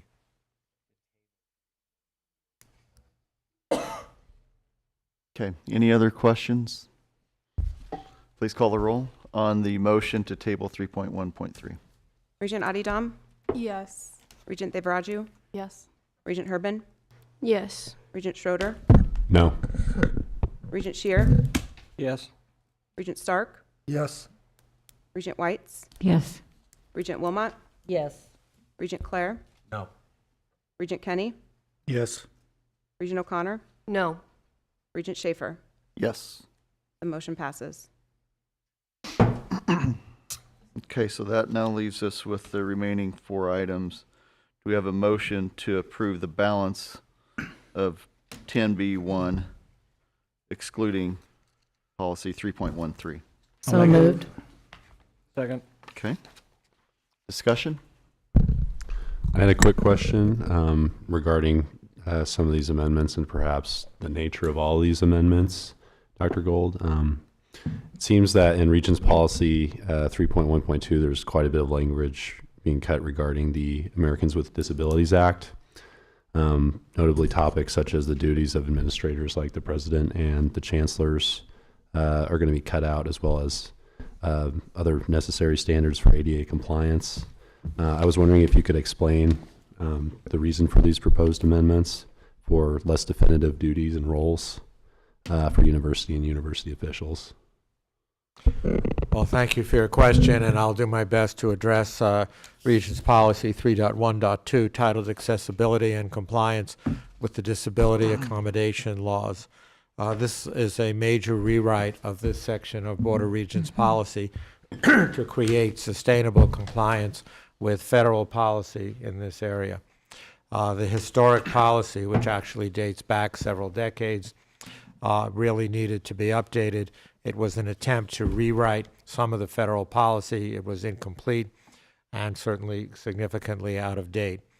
What this policy in its current form does is it requires the university leadership, my office, the chancellors, the campuses, etc., to be in complete compliance with all federal policy as it relates to disability accommodation. I would ask Ms. Pauls, our general counsel, if you have any other comments on this, if you do. Thank you. Just one clarification that the procedures that are included within the current policy don't go away. They're just pulled out of the board policy and will be addressed separate as on each campus and as the university system as a whole as policies and procedures there, so we can be more nimble to react to changes in the law when they come about. So the board policy will be the overarching umbrella under which the compliance is handled on the campuses. Thank you. Okay. All right, let's call the roll. Oh, I think we need a... Or we need a motion on that one yet. Yep. Did we get a motion? Let's... Okay, got it. Sorry. I just didn't get it written All right, down. so we can't call All the right, roll. yeah, sorry. All right. Regent Devaraju. Yes. Regent Herbin. Yes. Regent Schroeder. Yes. Regent Adidam. Yes. Regent Stark. Yes. Regent Whites. Yes. Regent Wilmot. Yes. Regent Clare. Regent Kenny. Yes. Regent O'Connor. Yes. Regent Schaefer. Yes. Regent Shear. Yes. The motion passes. Thank you. I'll now, excuse me, proceed with the remainder of the administrative agenda discussion for your consideration.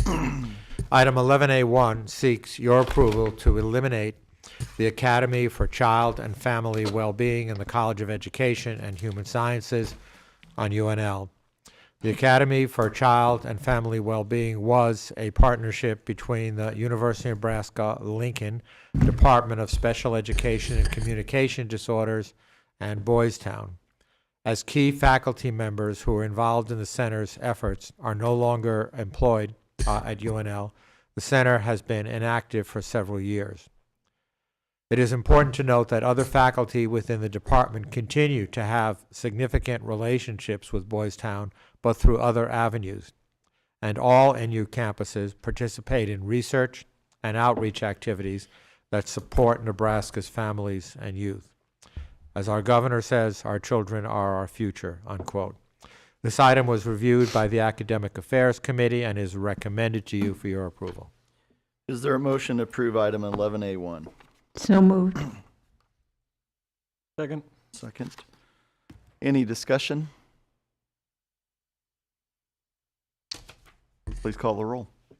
Regent Herbin. Yes. Regent Schroeder. Yes.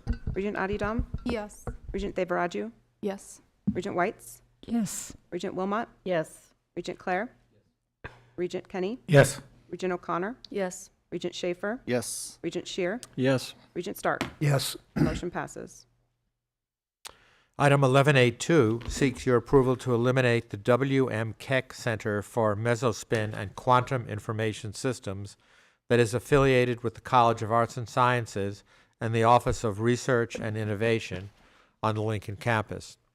The W.M. Keck Center for Mesospin and Quantum Information Systems was originally funded by an external grant. That grant no longer provides funding for the center. Related research and other activities have been incorporated into the Nebraska Center for Materials and Nanoscience, so this important research in the area of quantum materials can and will continue without the need for a separate, redundant administrative center. Therefore, this item was reviewed by the Academic Affairs Committee, and it is recommended to you for your approval today. Is there a motion to approve agenda item 11A2? So moved. Second. Is there any discussion? I'd like to have Regent Stark give sort of an explanation of what mesospin and quantum information systems. Definitely above my pay grade. Thank you. As we said, there are enough lawyers in the room. I was a philosophy major. Come on. Did you not sleep in a Holiday Inn last night? I did work for a nuclear power plant for 10 years. All right, very good. Let's go ahead and call the roll. Regent Schroeder, Yes. Regent Adidam, Yes. Regent Devaraju, Yes. Regent Herbin, Yes. Regent Wilmot, Yes. Regent Clare, Regent Kenny, Yes. Regent O'Connor, Yes. Regent Schaefer, Yes. Regent Shear, Yes. Regent Stark, Yes. Regent Whites. Yes. The motion passes. Thank you. Item 11A3 seeks your approval to establish a Bachelor of Science in Applied Leadership Studies administered through the Division of Continuing Studies in the College of Public Affairs and Community Service at UNO. The proposed 120 credit hour online and in-person undergraduate degree in Applied Leadership Studies is designed as a flexible, accessible, and affordable offering for adult learners. Major coursework topics include practical, authentic, leadership, innovation, and change, effective communication strategies, negotiation, conflict resolution, emotional intelligence, data-informed decision-making, social and cultural capital, and problem solving. It does not include quantum materials, Regent Clare. Thank goodness. The degree is designed to address Nebraska's workforce challenges, especially for those adults to whom a bachelor's degree will open additional career pathways. This item was reviewed by the Academic Affairs Committee and is recommended to you for your approval. Is there a motion to approve agenda item 11A3? So moved. Second. Any discussion? I have a question. Chancellor Lee, is this like a class that we could move to the other campuses? And, we talk about online and we talk about breaking down the silos. It looks like a perfect opportunity that which, if you're in Kearney, you could take the class also. Regent, that's a very smart question. Can you hear me? Louder. Okay, so the microphone's not working, but that's a very smart question, and University of Nebraska Omaha is always open to have that opportunity to collaborate with our sister campus. And I would like to add that in Nebraska, there are almost 1 million adults between the age of 25 to 64. Of this group, 23% actually earn a GED, high school diploma, 22% have some college but no degree, and 12% hold an associate degree. And we see the demand in the marketplace right now. In order to flip the current, adult with no degree, 4-year degree, I think this is a big opportunity for us to provide professional workforce. We absolutely would love to, talk with other campuses. Thank you for the question. You're welcome. I'd like to say I'm very supportive of programs like this. I know it's not my campus, Chancellor Lee, but when I was in middle school, my dad went back to college, and I got to see firsthand just how difficult it is for older students to acclimate to the college life now, especially considering his last time in college was in the 90s.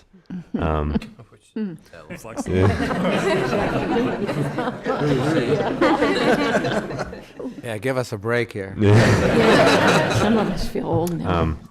I also know that older students typically have other obligations, such as full-time jobs and families. But I just wanted to note that I appreciate this special effort to accommodate non-traditional students, like my dad.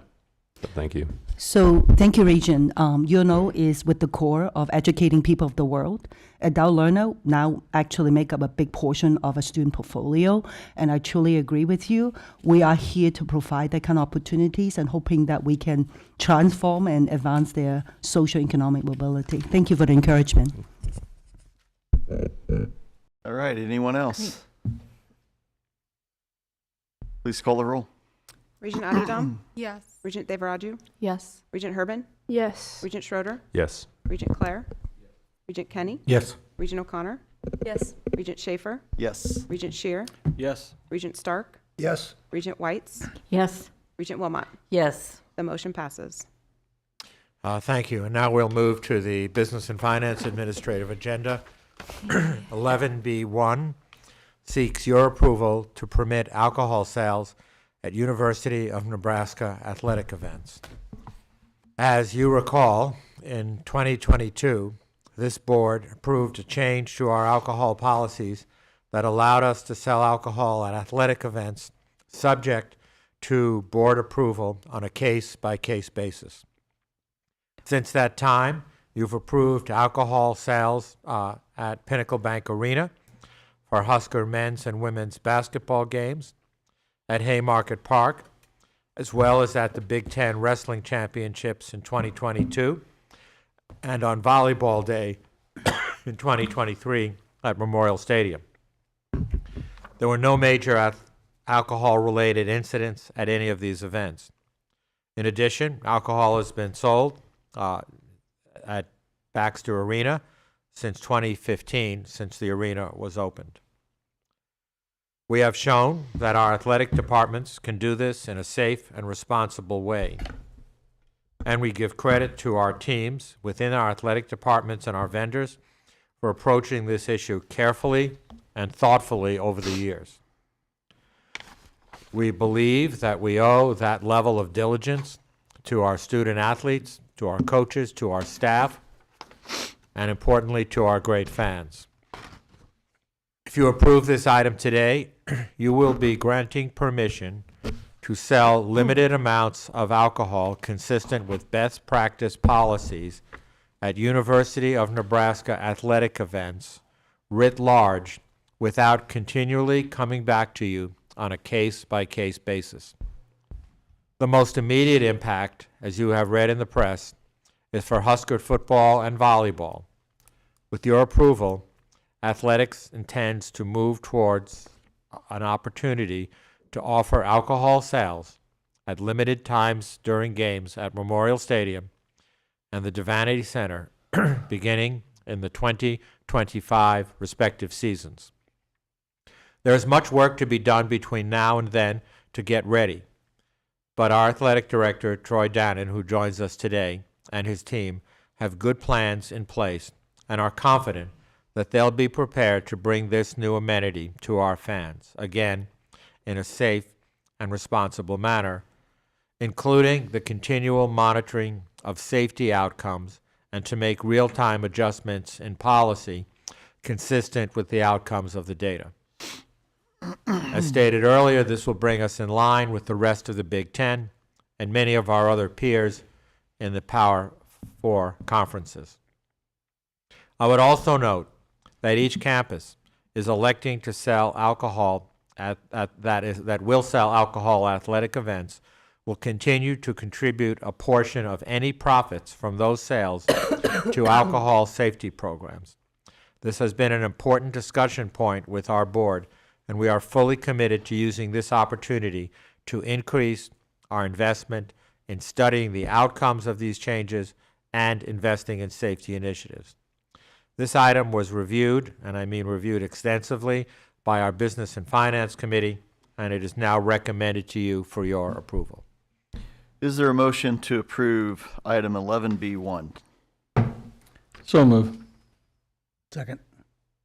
Discussion? I'll start right down at the end with the student regent. I would like to say that I'm extremely on board with this change to UNL's campus.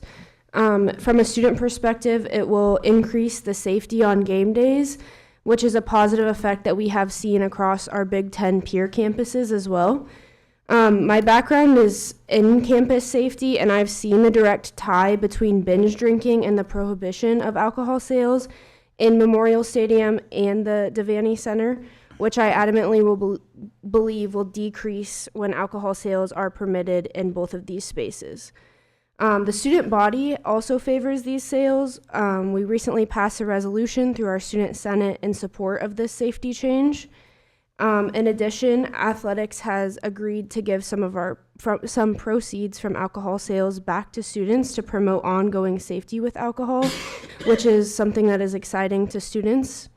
Given the commitment by Husker Athletics to maintain security, safety, and overall family-friendly environment, as well as special attention to student well-being, I am going to be enthusiastically voting yes on this item with a commitment to student safety.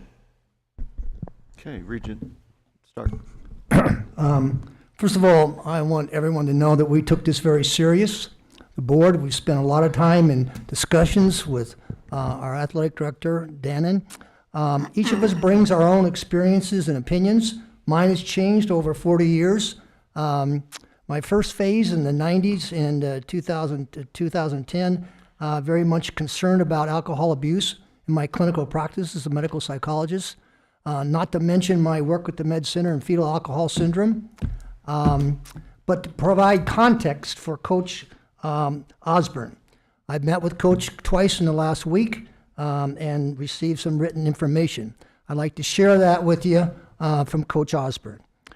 I am not advocating for no beer sales as much as trying to give some perspective on what makes Nebraska a good place to watch a game for young and old.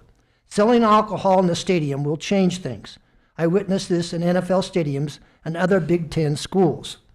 We also were a part, because I was on the sidelines, and we've had beer thrown at us at away games and some really bad stuff happened to us. I realize that schools will likely have to come up with $20 million in NIL money. A year from now, college football playoff will increase payouts significantly, so this may come as a wash. I like Troy Dannon and very much, and I don't want to give him problems. I just want to make sure that this is looked at from every angle. If the Regents sell alcohol in the stadium, I would think that this should make alcohol sales possible across campus. That is not going to be the case. I don't think. My concern is this, is that we've had a lot of discussions in our various committees, and we've come up with some suggestions, and we have confidence in our athletic director, Troy Dannon. We've talked about having breathalyzers available on campus as an educational process, the dangers of alcohol abuse. We've had extensive work over the last 20, 30 years in terms of binge drinking that should continue to take place. We also have other issues, security that you're addressing, not selling beer late in the game, etc. So we would like to be able to get that list of all the things that you'll be using. And I would say this, my recent experience going to 17 years at Creighton basketball games and another 17 years at hockey Maverick games where beer is sold, we've seen a decrease in events. My last concern, though, is more recent research on alcohol abuse and cancer. 5.5% of the people who develop cancer, diagnosed with cancer, have related directly to alcohol. We need to be aware of that's some 75,000 people a year. So with this in mind, we would like to, I think Coach and I feel that we need to monitor it closely, follow up with Dr. Gold's comments. So we'll be supporting it, but following it very closely. Thank you. I would like to ask a question of clarification. Dr. Gold stated we're talking Husker football and volleyball. I believe he said he specifically mentioned Memorial Stadium and Devaney. Are these the only two places that we're impacting with this vote? As I understand it, this would be across all athletic venues. In all campuses? On all campuses. So it's much wider than what it kind of sounds like. And then we're talking about, we're going to monitor this, we're going to see how this plays out. And that makes it sound like we could make some changes, but we're also talking multi-year contract here. I mean, how long would it take us to back out of something if it turned out not to be what we all think it's going to be? Well, perhaps Mr. Dannon would want to comment, but I'll tell you there are a lot of policies and procedures that have to do with for how long during a game you sell it, how much you sell, what products you sell, etc., which can be determined during real time and is not necessarily contractually dictated. But maybe, Troy, you'd want to make a comment. Yeah, Regional Wilmot, to your question, if we are not doing our job in how we monitor, how we regulate, if we're not taking care of our own business, there are ramifications. There'll be contracts out beyond a period of time that we have obligations to providers that we may have to remove ourselves from those contracts if we don't take care of business. You know, I would say I'm more worried that if I don't take care of business, President Gold will find someone to take care of business.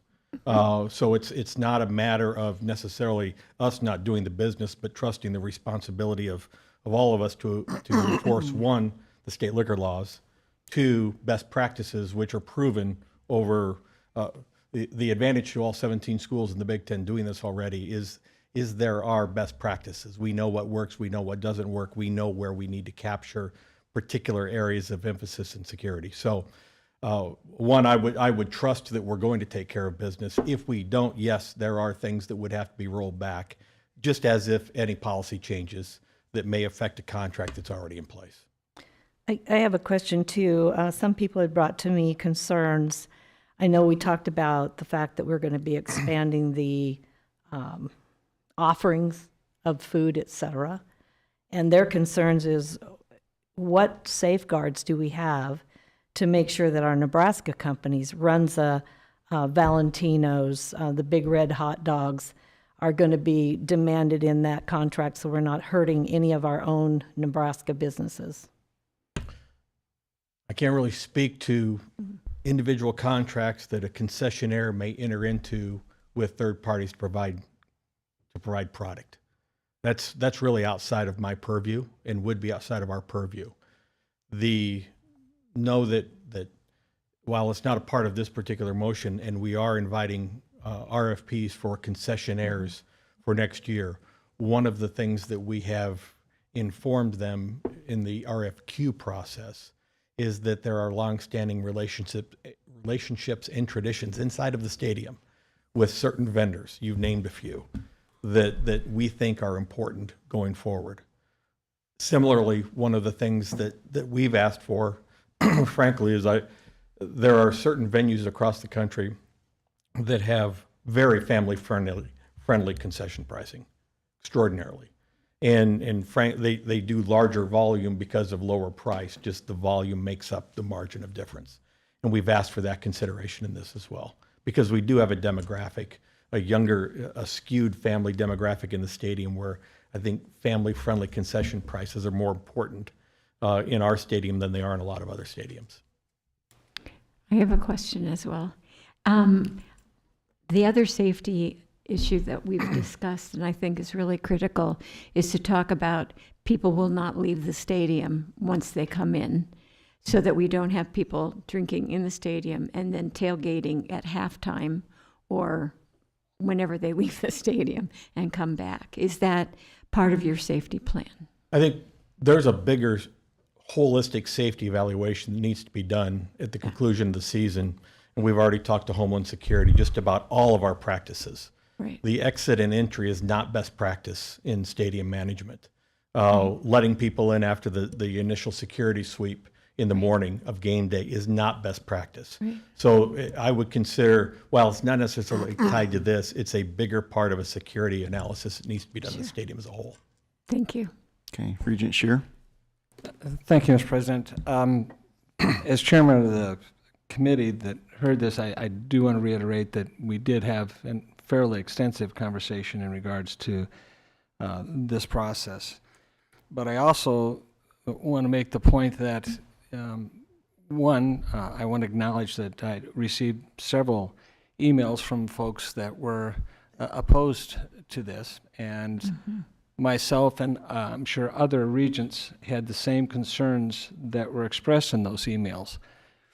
However, my job, or our job as regents, is not to assume what's going to happen, is to try to take what actual information is out there, that's technical and studies that have been presented that are factual to that point. And what it says, related things happen upon the sale of alcohol. And one of those which took place was the University of Iowa when they started having alcohol sales. And President Gold, if you could respond a little bit, we all requested a copy of the report. And it was very interesting because my assumptions were not correct based on what the facts actually said happened after. And so I hope that those that stated that they were in opposition, I'm not trying to change your mind. You can be opposed, but you also should be aware of that there is other information out there that some of the assumptions that we all went to initially just simply don't hold up under the scrutiny of actual statistics. So President Gold, could you just sort of highlight some of the items in that as well? Sure. So what Regent Scheer is referring to is this document that was released from the University of Iowa titled Alcohol Sales Pilot Evaluation Report. And what it did was compare the 2019 and 2021 seasons before and after alcohol sales in their venues. And I'm just going to read you the statement on conclusion because it's very brief. And this is a peer-reviewed publication. And, you know, there are, 8 or 10 different co-authors on this, including the Director of Student Life, the Department of Public Safety, the University Alcohol Harm Reduction Committee, another division of Student Life, the Office of the Dean of Students, and the Department of Public Safety, and one representative from the Department of Athletics. And this is a quote. In-stadium alcohol sales in 2021 were associated with a significant decrease in alcohol-related emergencies when compared to most recent full season of football games in 2019. There was a 50%, that would be 50% decrease in alcohol-related emergency medical service calls and emergency department visits following kickoff, despite availability of alcohol for sale in the stadium. As a result of this decrease, they now reject the ingoing hypothesis that increased access to in-stadium alcohol would lead to more incidents. That is to say, they went into this study with a hypothesis that it would have an adverse outcome in medical-related events. It should also be of interest to you that of the approximately 1,500 emergency department visits and the hundreds and hundreds of emergency calls that occurred in the stadium, alcohol-related game day events was 8% to 7%, a very, very small percentage of why people go to the emergency room or call 911 at athletic events. And I don't know, Troy, if you want to comment on any of the rest of the report, but it's a pretty detailed scientific evaluation, which we'd be more than pleased to provide. That report is the most recent, as Iowa was one of the most recent to add, but it is consistent with the reports from other institutions as alcohol sales have come on. Similar responses. Attributed, I believe, at least in this report, to the decrease in binge drinking. Okay. Regent Clare? Yes, and I want to start by apologizing because I did get some emails, but I was not able to apologize. I had a family issue that came up this week that prohibited me from being able to respond to some of the emails that I received. I sit on the Joint Public Agency in Lincoln, which oversees Pinnacle Bank Arena, and we've had beer sales at PBA for a period of time, and to my knowledge, there's never been an incident. And we went into it kind of anxious about it because we didn't know what we were going to get into, and some of the concerns that Jack was mentioning about getting beer dumped on him, I can promise you if that happened at PBA, that person would be evicted immediately, and that person's privileges to own a ticket would be revoked. So those are part of the safety plans that I think Troy and his team are going to be putting together, and that will curb a lot of the issue that I think people have from the outset. The other part of it I think is important, and again, we've never had that. There's big concern. You got a guy sitting on the floor of a basketball game, and somebody, a referee makes a bad call, and somebody throws a beer on him. That was a concern. That would be a big concern. I promise you that never has happened, and it will not happen. And if it does, that person will no longer be able to attend those games. But second thing I think is important to point out is the proceeds. A lot of the proceeds that will be generated here. Yes, it's going to go to help the athletic department financially, but more importantly than that, as was mentioned, I believe Troy and his team are going to be using some of these proceeds in a grant format to the UNL for students. Correct me if I'm wrong. To help educate them on binge drinking. And this has been something that we have had, and now the resources have gotten tight, and I don't believe there has been resources applied or grants for students in the past or recent past on binge drinking. That's a concern of mine. I think this helps curb that. Also in the communities, I think we're going to have something come up where we've got dollars that are going to be used in the communities where this the campuses are located to help the community at large with some of their binge drinking. I don't believe that's through the athletic department, but that's part of the process that we're looking at. So we're taking a lot of the revenue that's being generated isn't just going to help boost the economic coffers of the athletic departments. It's instead being used for that and helping curb and educate people on the risks associated with alcohol. And so I'm 100% confident in Troy's ability to develop a safety plan. I'm 100% confident in his team and what they're going to be doing to put things together. And part of that safety plan, I'm sure, is going to be, if we have some of these difficulties, those fans will also lose their privilege as well. Thanks. Okay. I feel like in all these nuts and bolts, what we've forgotten is something that we heard earlier. And one of them is exactly what our governor says. This is all about the children and the 7 generations. We're overlooking the elephant in the room. We're overlooking the fact that these are family events. We're setting examples. We're putting things out there that we say we often want to protect our children from. And so I guess I feel like we're a little bit selling our soul. and I'm not comfortable with that. And then also, I mean, I think I know the votes going forward, but as a regent, I still feel responsible. And yes, I trust you guys to do your best, but I want to see those safety measures that are in place. Again, because more heads together are better than one. Regent Kenny. Troy, you've touched on it a little bit, but maybe make a clearer picture. You're moving from an internal operation to an external. Yeah, we have been doing concession services on our own, employing concessionaires, volunteer groups, youth groups, church groups to man the stands, if you will. We are going to employ a third-party concessionaire, of which there are many that do stadiums of this magnitude, that will come in. They will hire a staff. Again, it was mentioned earlier, a staff that's trained. Certainly liquor laws wouldn't allow a minor in a concession stand to sell alcohol, but the liquor license would actually be held by a third-party concessionaire that would provide that. That process is set to begin next week. And hopefully be selected by the end of the year. The other thing that would come along with that, the infrastructure of the stadium right now is not conducive to selling alcohol. There aren't coolers, for example, spread throughout, and we don't have good vertical transportation to move things. So there will be capital improvements to the concession stands made between now and next year, really as a part of integration of this as a whole. Alcohol sales are a piece of it. The concessionaire agreement moves forward with or without alcohol sales, but because it needs to happen.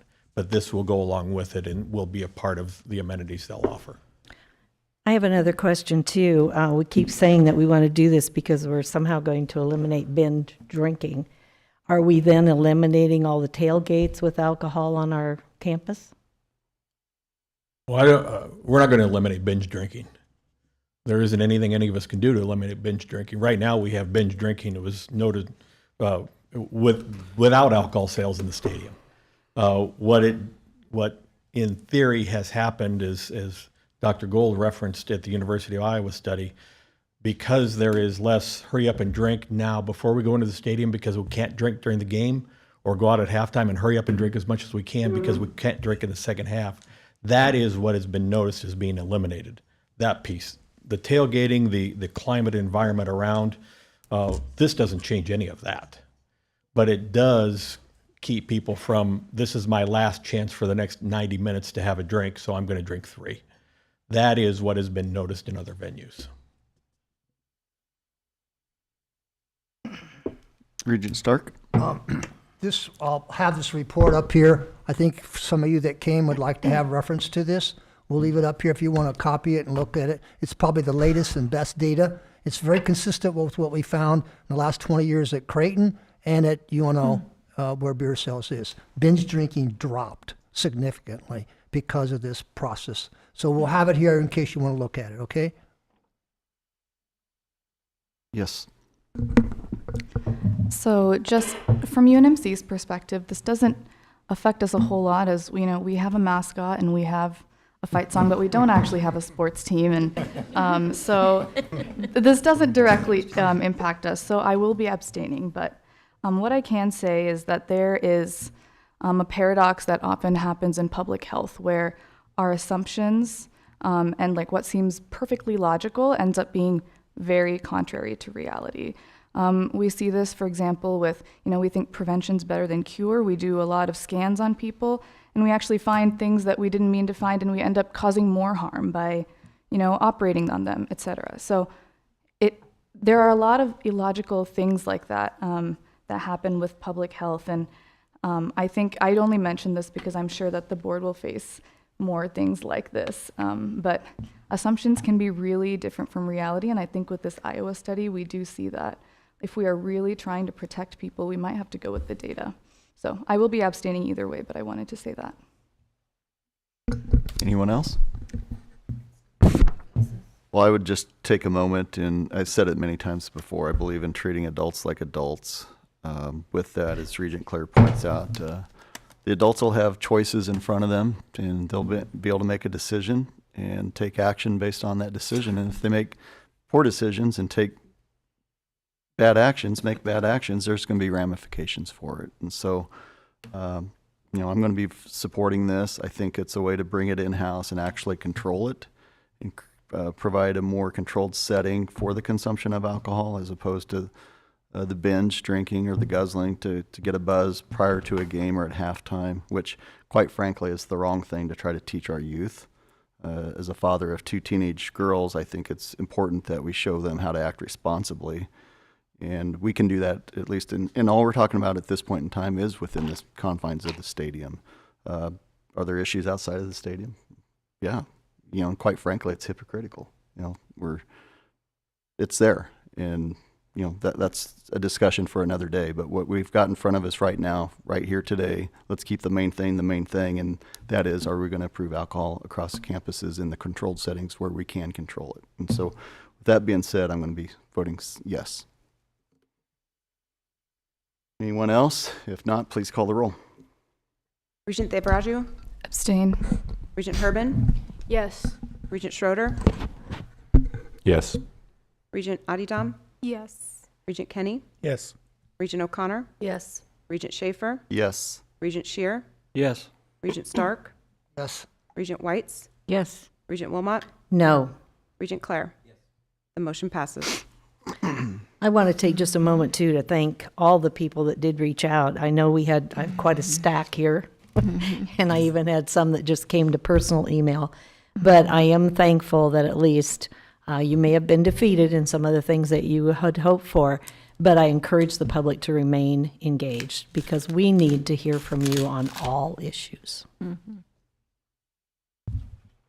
Thank you. The next item is 11B2, that seeks your approval to delegate authority to the president of the university to finalize a contract consistent with the standard form construction agreement within the project budget for replacement of the grass practice fields for football at the University of Nebraska-Lincoln upon approval by the athletic director, the president, and as to form the vice president and general counsel. Nebraska football has 2 grass outdoor practice fields that are located north of the Osborne Legacy Complex. These fields serve as a practice facility throughout the year for the Husker football program. Replacement of the grass practice fields would include removal of all surface material and converting both fields from a crowned surface to being leveled. This change allows for the fields to be utilized from various angles, which reduces wear and tear on the grass. Removal of the surface material would also allow for replacement of all of the underlying soil, which will assist with growing healthy sod, which is safer for student athletes. Additionally, new drainage and irrigation systems will be added, which would add in the overall maintenance of the fields. The total project cost is estimated to be up to $6.2 million. Due to the procurement lead times and other factors, providing such authorization to the president will ensure that the project is completed prior to the 2025-2026 football season. This item was reviewed by the Business and Finance Committee and is recommended to you for your approval.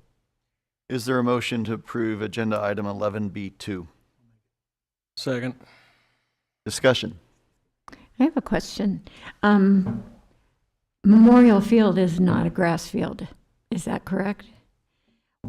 I kind of would love to know the context of deciding to do the practice fields this way, but not Memorial Field. So the practice fields are essentially 30 years old. Same surface. They have crowns. We don't play with a crown any place. Even grass fields don't use crowns anymore. Yeah. So the practice fields need to be done and done in the right way, not just superficially with a new layer of grass. We anticipate moving to grass inside of Memorial Stadium at some point in time once any renovations are complete. There's no sense in doing it before, but once the renovations are complete, it will come with it. Grass has proven to be a safer playing field. Our coach in particular would rather practice on grass, and we'll practice on grass through whatever the weather is, as long as it's safe to be outside.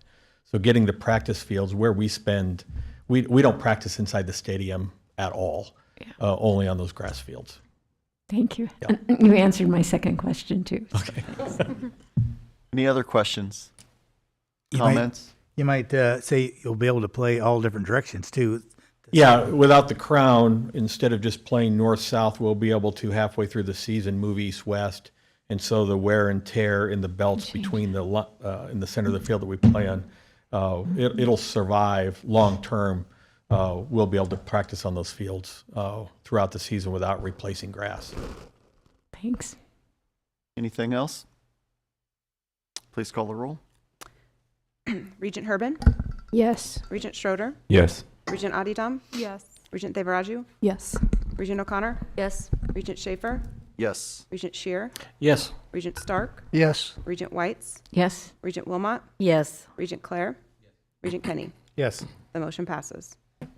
Thank you. Item 11B3 seeks your approval for the capital project budget increase and execution of a construction agreement for the second phase of the outdoor track replacement at UNL. As you may recall, when the outdoor track replacement project was brought to you for approval in 2019, the project was developed using a phased approach. The first phase of the project was completed almost a year ago, and athletics is now requesting approval to move forward with the second phase of the project. This second phase scope includes a press box area, stadium seating, restrooms, concessions, and infrastructure to support IT requirements. The completion of this second phase of improvements will allow athletics to host events at the track. A budget increase of $10,881,200 is requested to deliver the second phase scope of work. This item was also reviewed by the Business and Finance Committee and is recommended for your approval today. Is there a motion to approve agenda item 11B3? So move. Second. Discussion?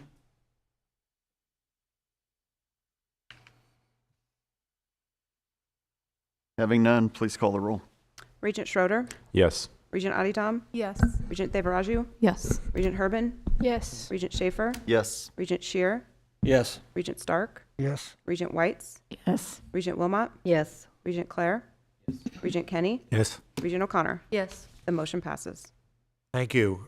Item 11B4 seeks your approval in the renaming of Memorial Stadium North Tower from what is currently named as the Osborne Athletic Complex to the Cornhuskers Athletic Complex.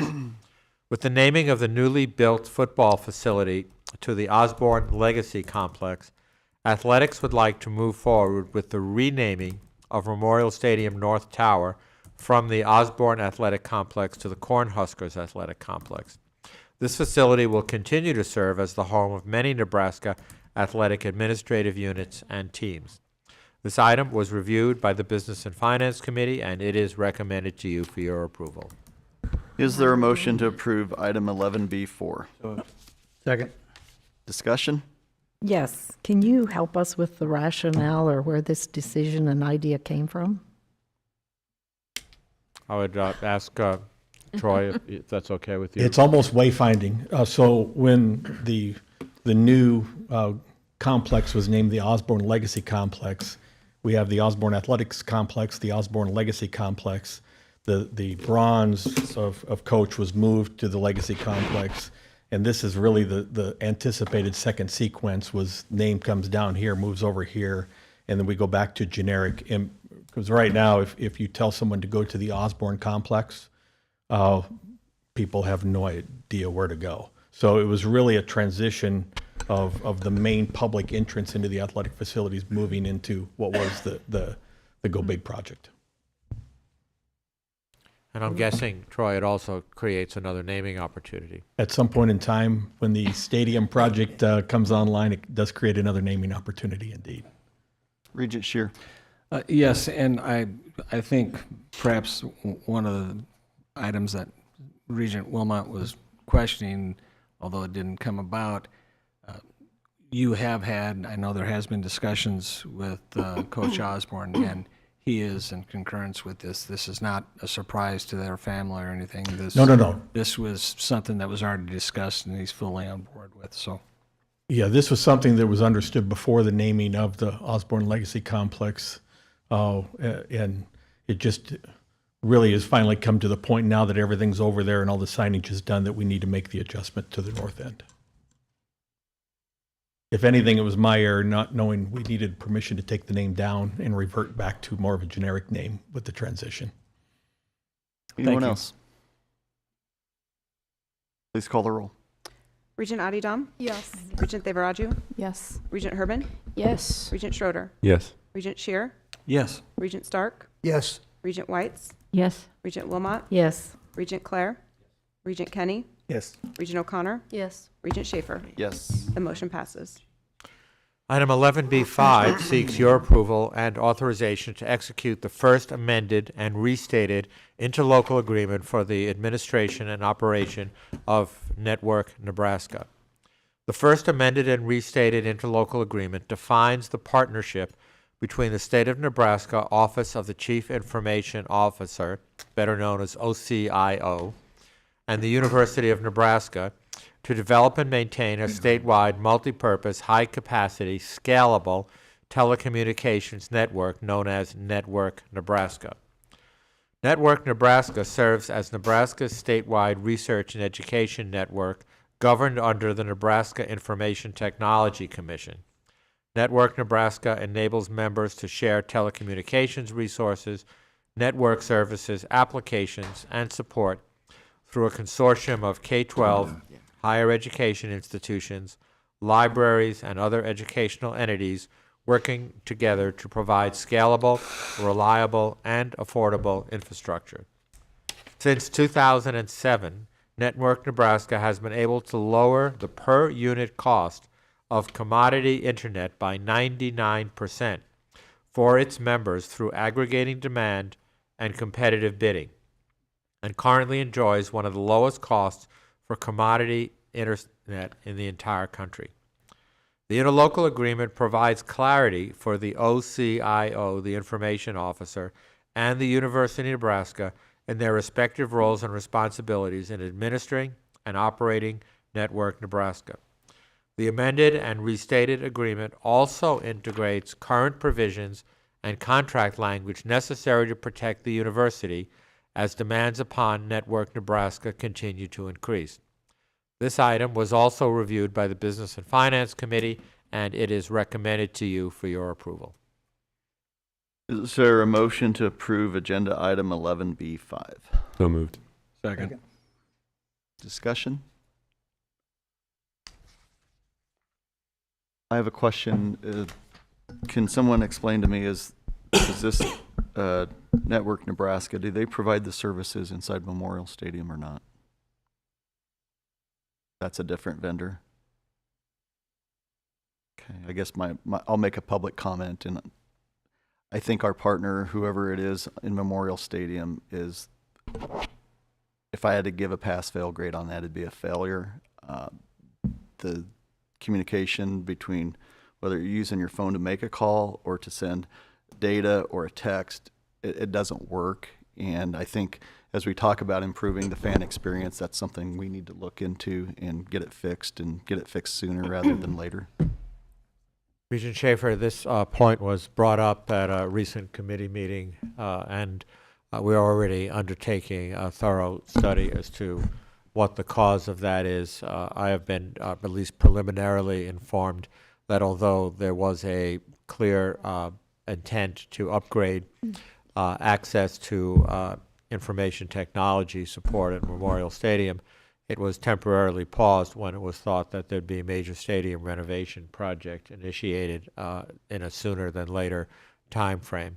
We've gone back to the drawing board with our IT support people and third-party vendors to look at that. We recently had an opportunity to talk to the individuals that run the drone shows for us, and that is a concern to them as well because they depend upon tremendous density of wireless communication. So, so noted, sir. Okay. Question. Regent Kinney. So, I mean, Brent, maybe you need to answer this. Is this part of the high-speed connection with our new teaching hospital that would come to Kearney, or is this something totally separate?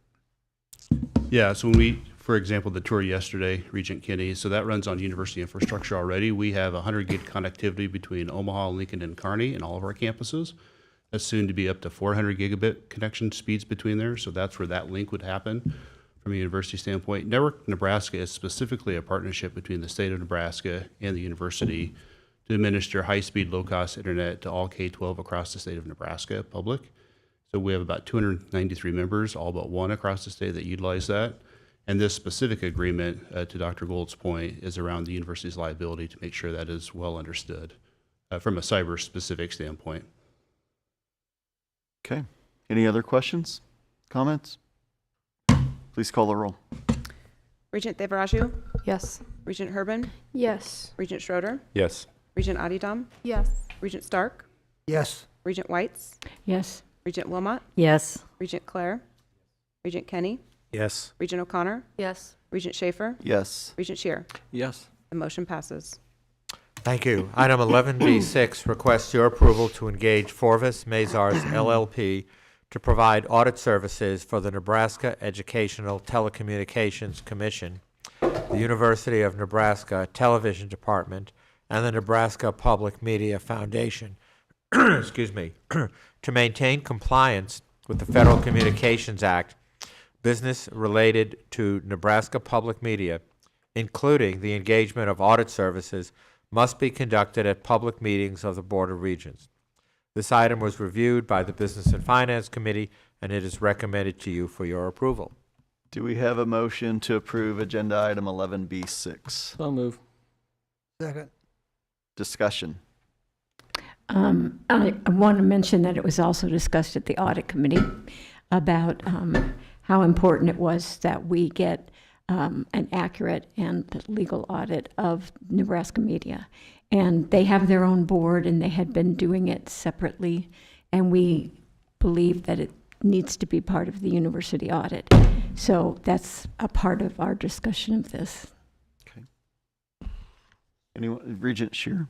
Yes, I think as important as the audit committee's resolution as well, part of it was just simply the federal government's compliance that they wanted the governing body to solicit the audit rather than the entity itself. And so, I mean, to me, it's a lot of bureaucratic red tape. We're doing exactly the same thing. It's just who's calling to ask for the audit to be done. And it seems to me like a terrible waste of our time and others involved in the audit process to have to go about it in a different manner, just simply to have the verbiage in it that it was requested by the Board of Regents versus by the Board of Directors from the NET or Nebraska Public Radio or whatever they call themselves now. Could I add a little context? Sure, Thank you, Jim. absolutely. I also think that there's a reporting piece to this, to the board. We haven't been getting much in the way of reports. For instance, the change of the name from Nebraska Public Television to Nebraska Media. And I think just because it is reflective of the university, we do need to be clearer about where changes need to get made and where oversight needs to be done. And I think you're right. It's changing. We're basically doing the same audit, but we're doing it and reporting it to the board in a way that it hasn't been in the past. So that was part of our discussion. And truly, probably, Barb, in fairness to them, we never asked, so they didn't send it. And so yeah, I don't some know of how it's- that yeah, happens. So, yeah. Anyone else? Call the roll. Regent Herbin, Yes. Regent Schroeder, Yes. Regent Adidam, Yes. Regent Devaraju, Yes. Regent Whites, Yes? Regent Wilmot, Yes. Regent Clare, Regent Kenny, Regent O'Connor, Yes. Regent Schaefer, Yes. Regent Shear, Yes. Regent Stark. The motion passes. Thank you. Item 11B7 seeks your approval and authorization to execute the Second Amendment to the interim tri-party agreement for Project Health.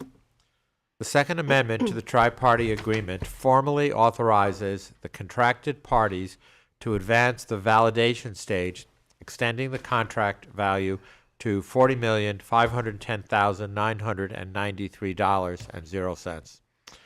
The interim tri-party agreement between the University of Nebraska Board of Regents and the vendors was executed on May 5th, 2024, to engage the project members for the project programming stage. This extension will allow the Project Health Facility Development Team to validate the project scope and the cost to inform the creation of the final project documents. This does not include any element of construction. This item was reviewed by the Business and Finance Committee, and it is recommended to you for your approval today. Is there a motion to approve agenda item 11B7? I'll make it. Second. Move in second. Okay, a motion. Any discussion? Regent Shear.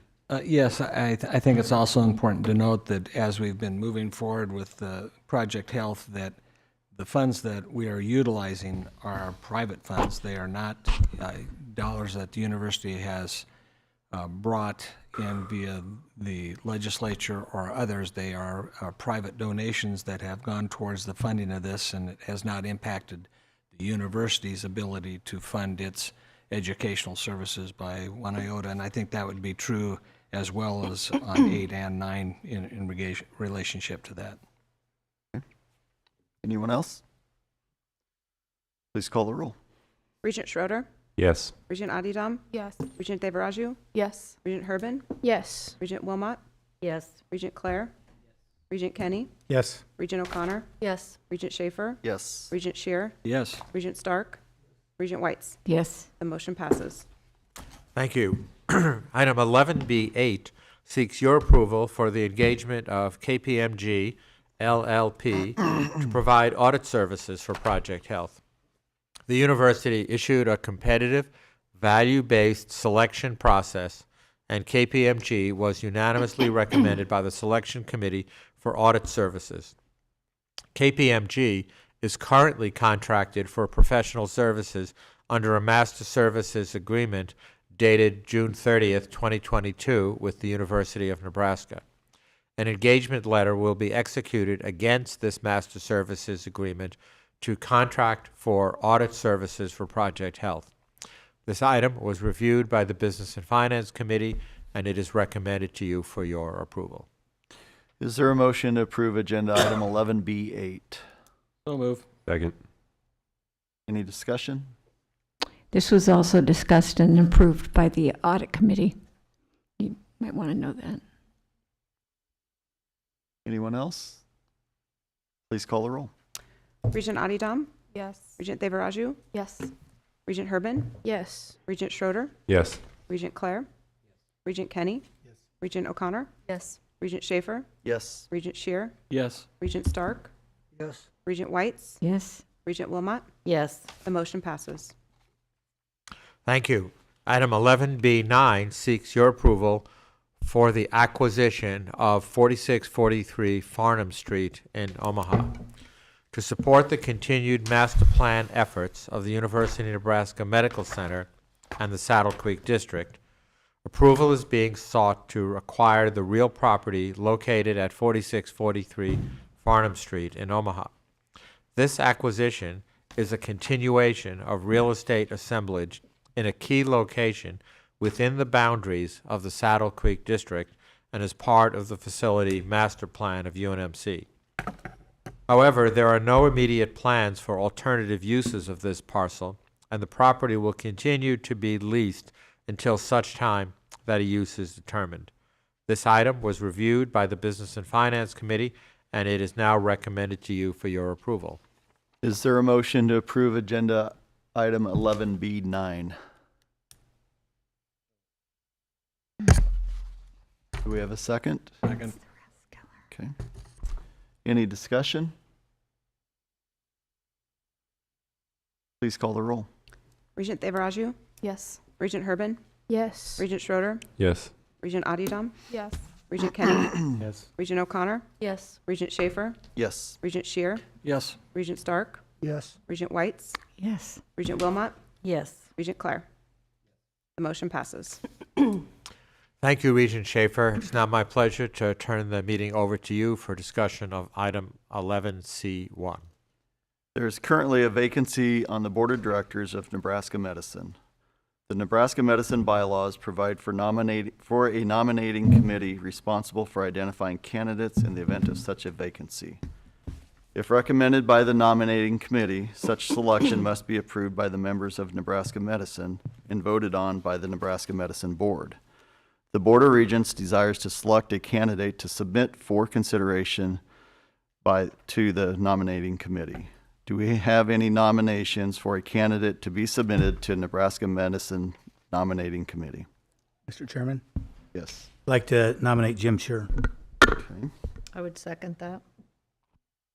Do we have any other nominations? Mr. Chairman, I would like to nominate Regent Barbara Whites. Okay, so I think we've got, well, that's two. Is there a third? Is there anybody else that would like to nominate an individual of the board? Since we have Regents Shear and Whites have been nominated to be the candidates submitted to Nebraska Medicine Nominating Committee, we'll go ahead and are we going to halt nominations at this point in time? If so, that's the case, so we'll halt nominations. So with that, if there's no objection, we will dispense at this point in time to vote, and I believe we'll do that on these slips here. Yeah. Is that right? Yeah, before each of you are some slips of paper, which will serve as the ballots. The 8 elected regents will vote on blue-colored ballots. The student regents will vote on the yellow-colored paper. Please write your selection clearly on your ballot. A nominee shall win the vote with a majority of the quorum, which is 5 votes. I will announce the results from both the elected regents and the position of the student regents and record those results in the minutes.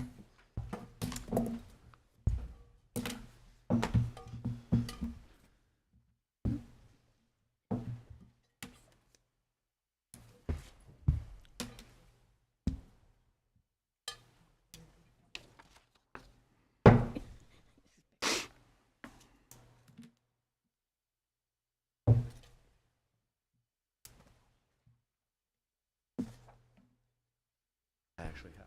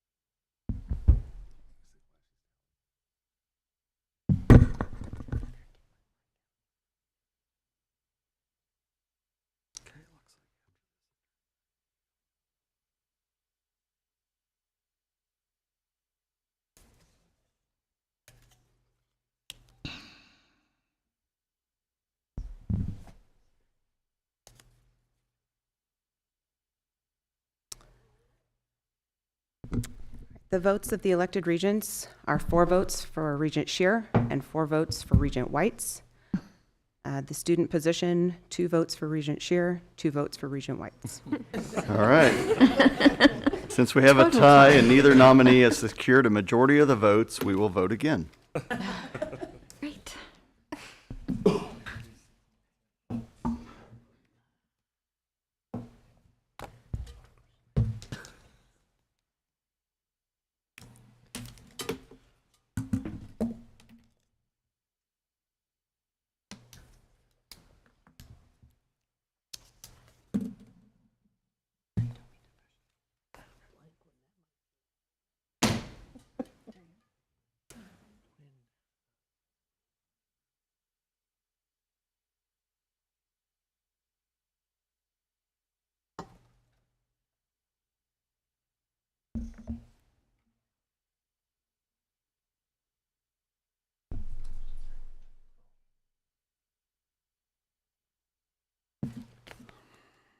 Pass that around.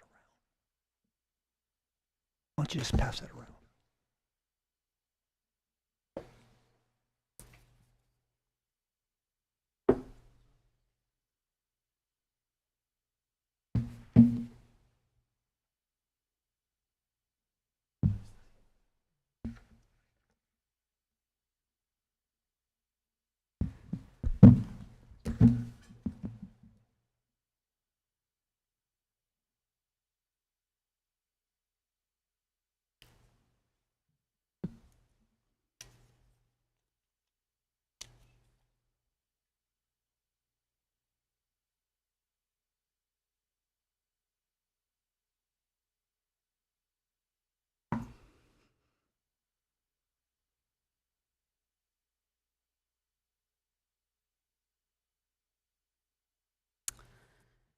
The votes of the elected regents are 4 votes for Regent Shear, 4 votes for Regent Whites.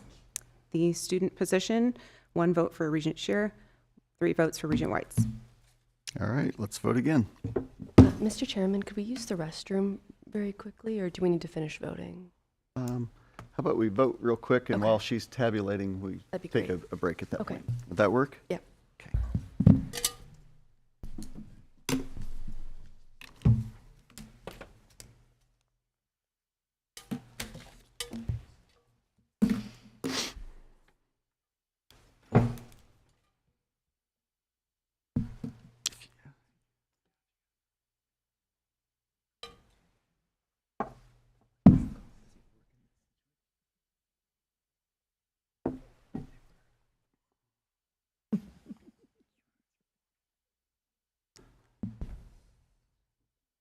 Oh, sorry.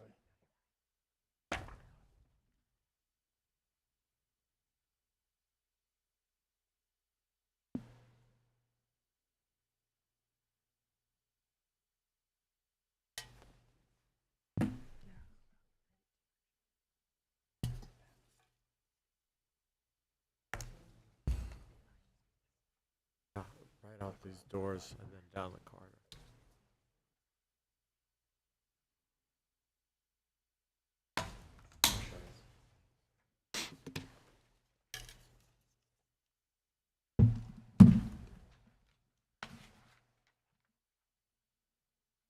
I think we're taking a break.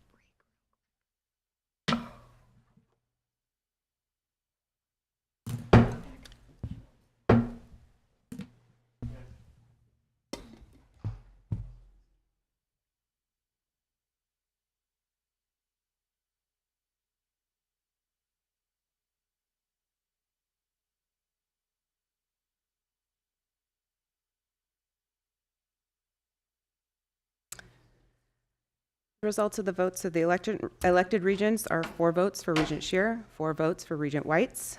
The student position, 1 vote for Regent Shear, 2 votes for Regent Whites, 1 abstaining.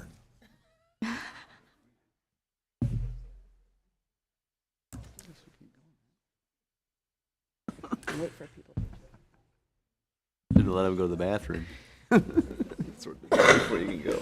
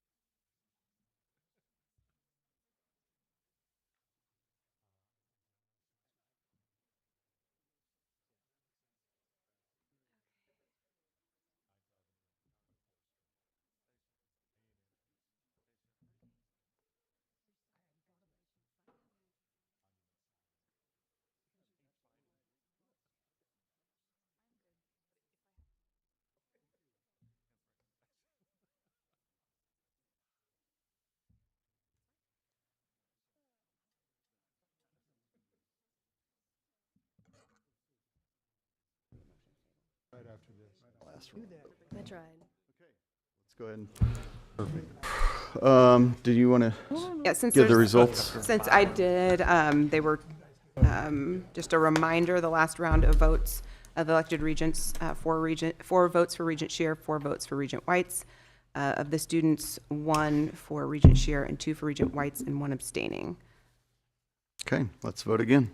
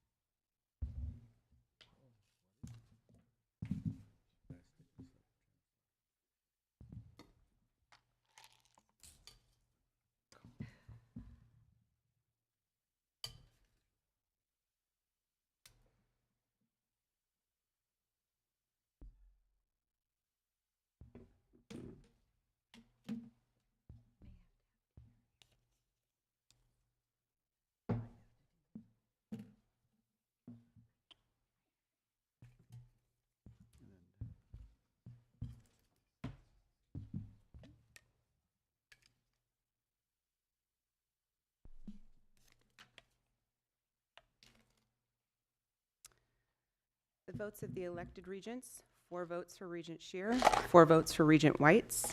The student position, 4 votes for Regent Shear. Okay, let's vote again.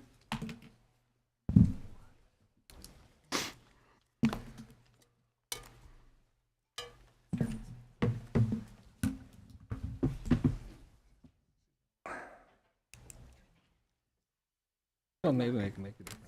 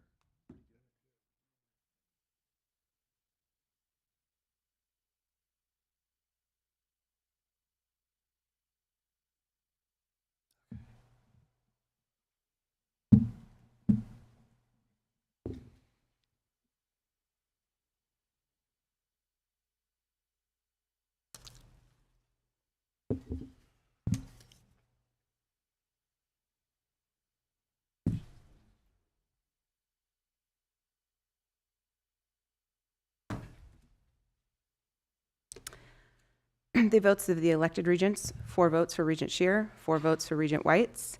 Student position, 2 votes for Regent Shear, 2 for Regent Whites. Let's go one more time.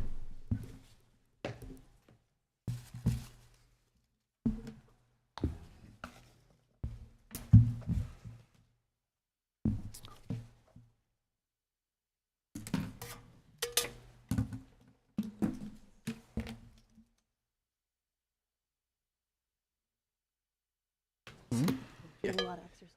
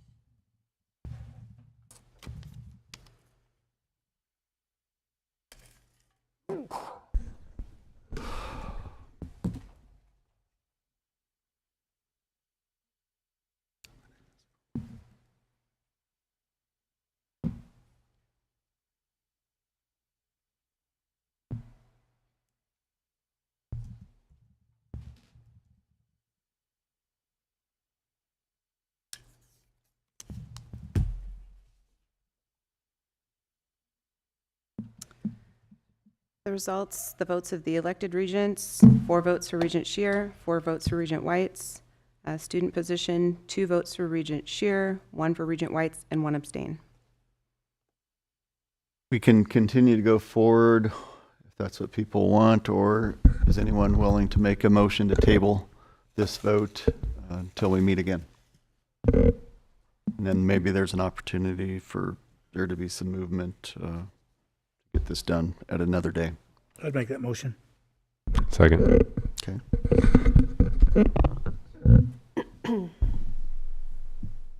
Please call the roll. Regent Herbin? Yes. Regent Schroeder? Yes. Regent Adidam? Yes. Regent Devaraju?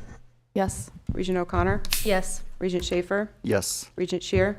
Yes. Regent Stark? Yes. Regent Whites? Yes. Regent Wilmot? Yes. Regent Clare? Regent Kenny? Yes. The motion passes. Thank you, Regent Schaefer. There are also numerous reports for the board's review today. I accept the reports as listed in the agenda on behalf of the board. Is there now a motion to go into closed session? Mr. Chairman, I move that the Board of Regents go into closed session as authorized by Section 84-1410 of the revised statutes of the Nebraska for the protection of public interest and to prevent needless injury to the reputation of persons who may not be requested a public hearing for that purpose of holding a discussion limited to those subjects. Discussion is confidential, personnel matters, and strategy sessions as respect to the real estate purchases. Do we have a second? Second. Call the roll, please. Regent Schroeder? Yes. Regent Adidam? Yes. Regent Devaraju? Yes. Regent Herbin? Yes. Regent Schaefer? Yes. Regent Shear? Yes. Regent Stark? Yes. Regent Whites? Yes. Regent Wilmot? Yes. Regent Clare? Regent Kenny? Yes. Regent O'Connor? Yes. The motion passes. Let the minutes of this meeting reflect that this closed session shall be strictly limited to the discussion of the following subjects: confidential personnel matters and strategy sessions with respect to real estate purchases. We are now in closed session. I would ask everyone to, except for the elected board members, President Gold, and our corporate secretary and legal counsel, to stay in the room. I have to get on the road.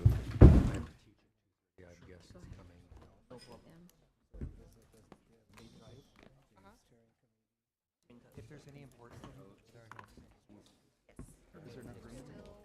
we need 10. I have like 4 conferences in the next 3 days. They're all different. You busy. Good to see you.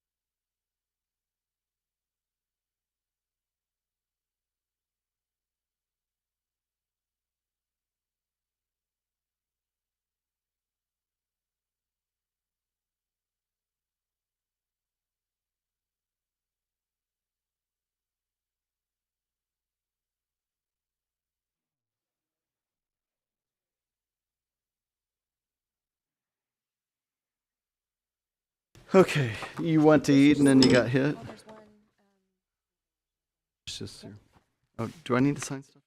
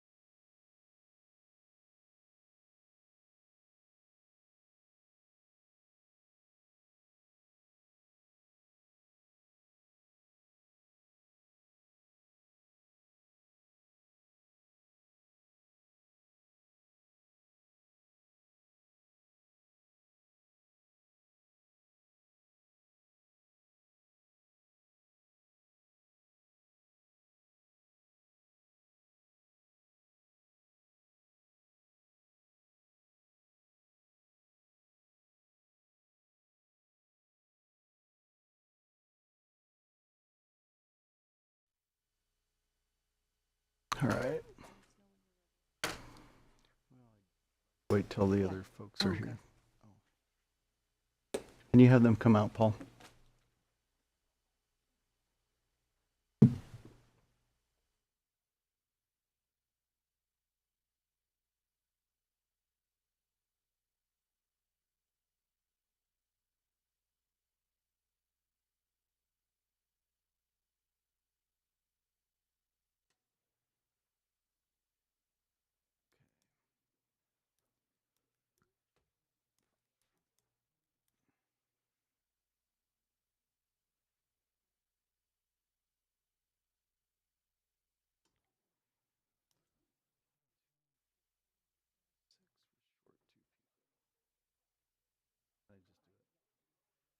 All right, it's now 2:02 p.m. and we're back in open session.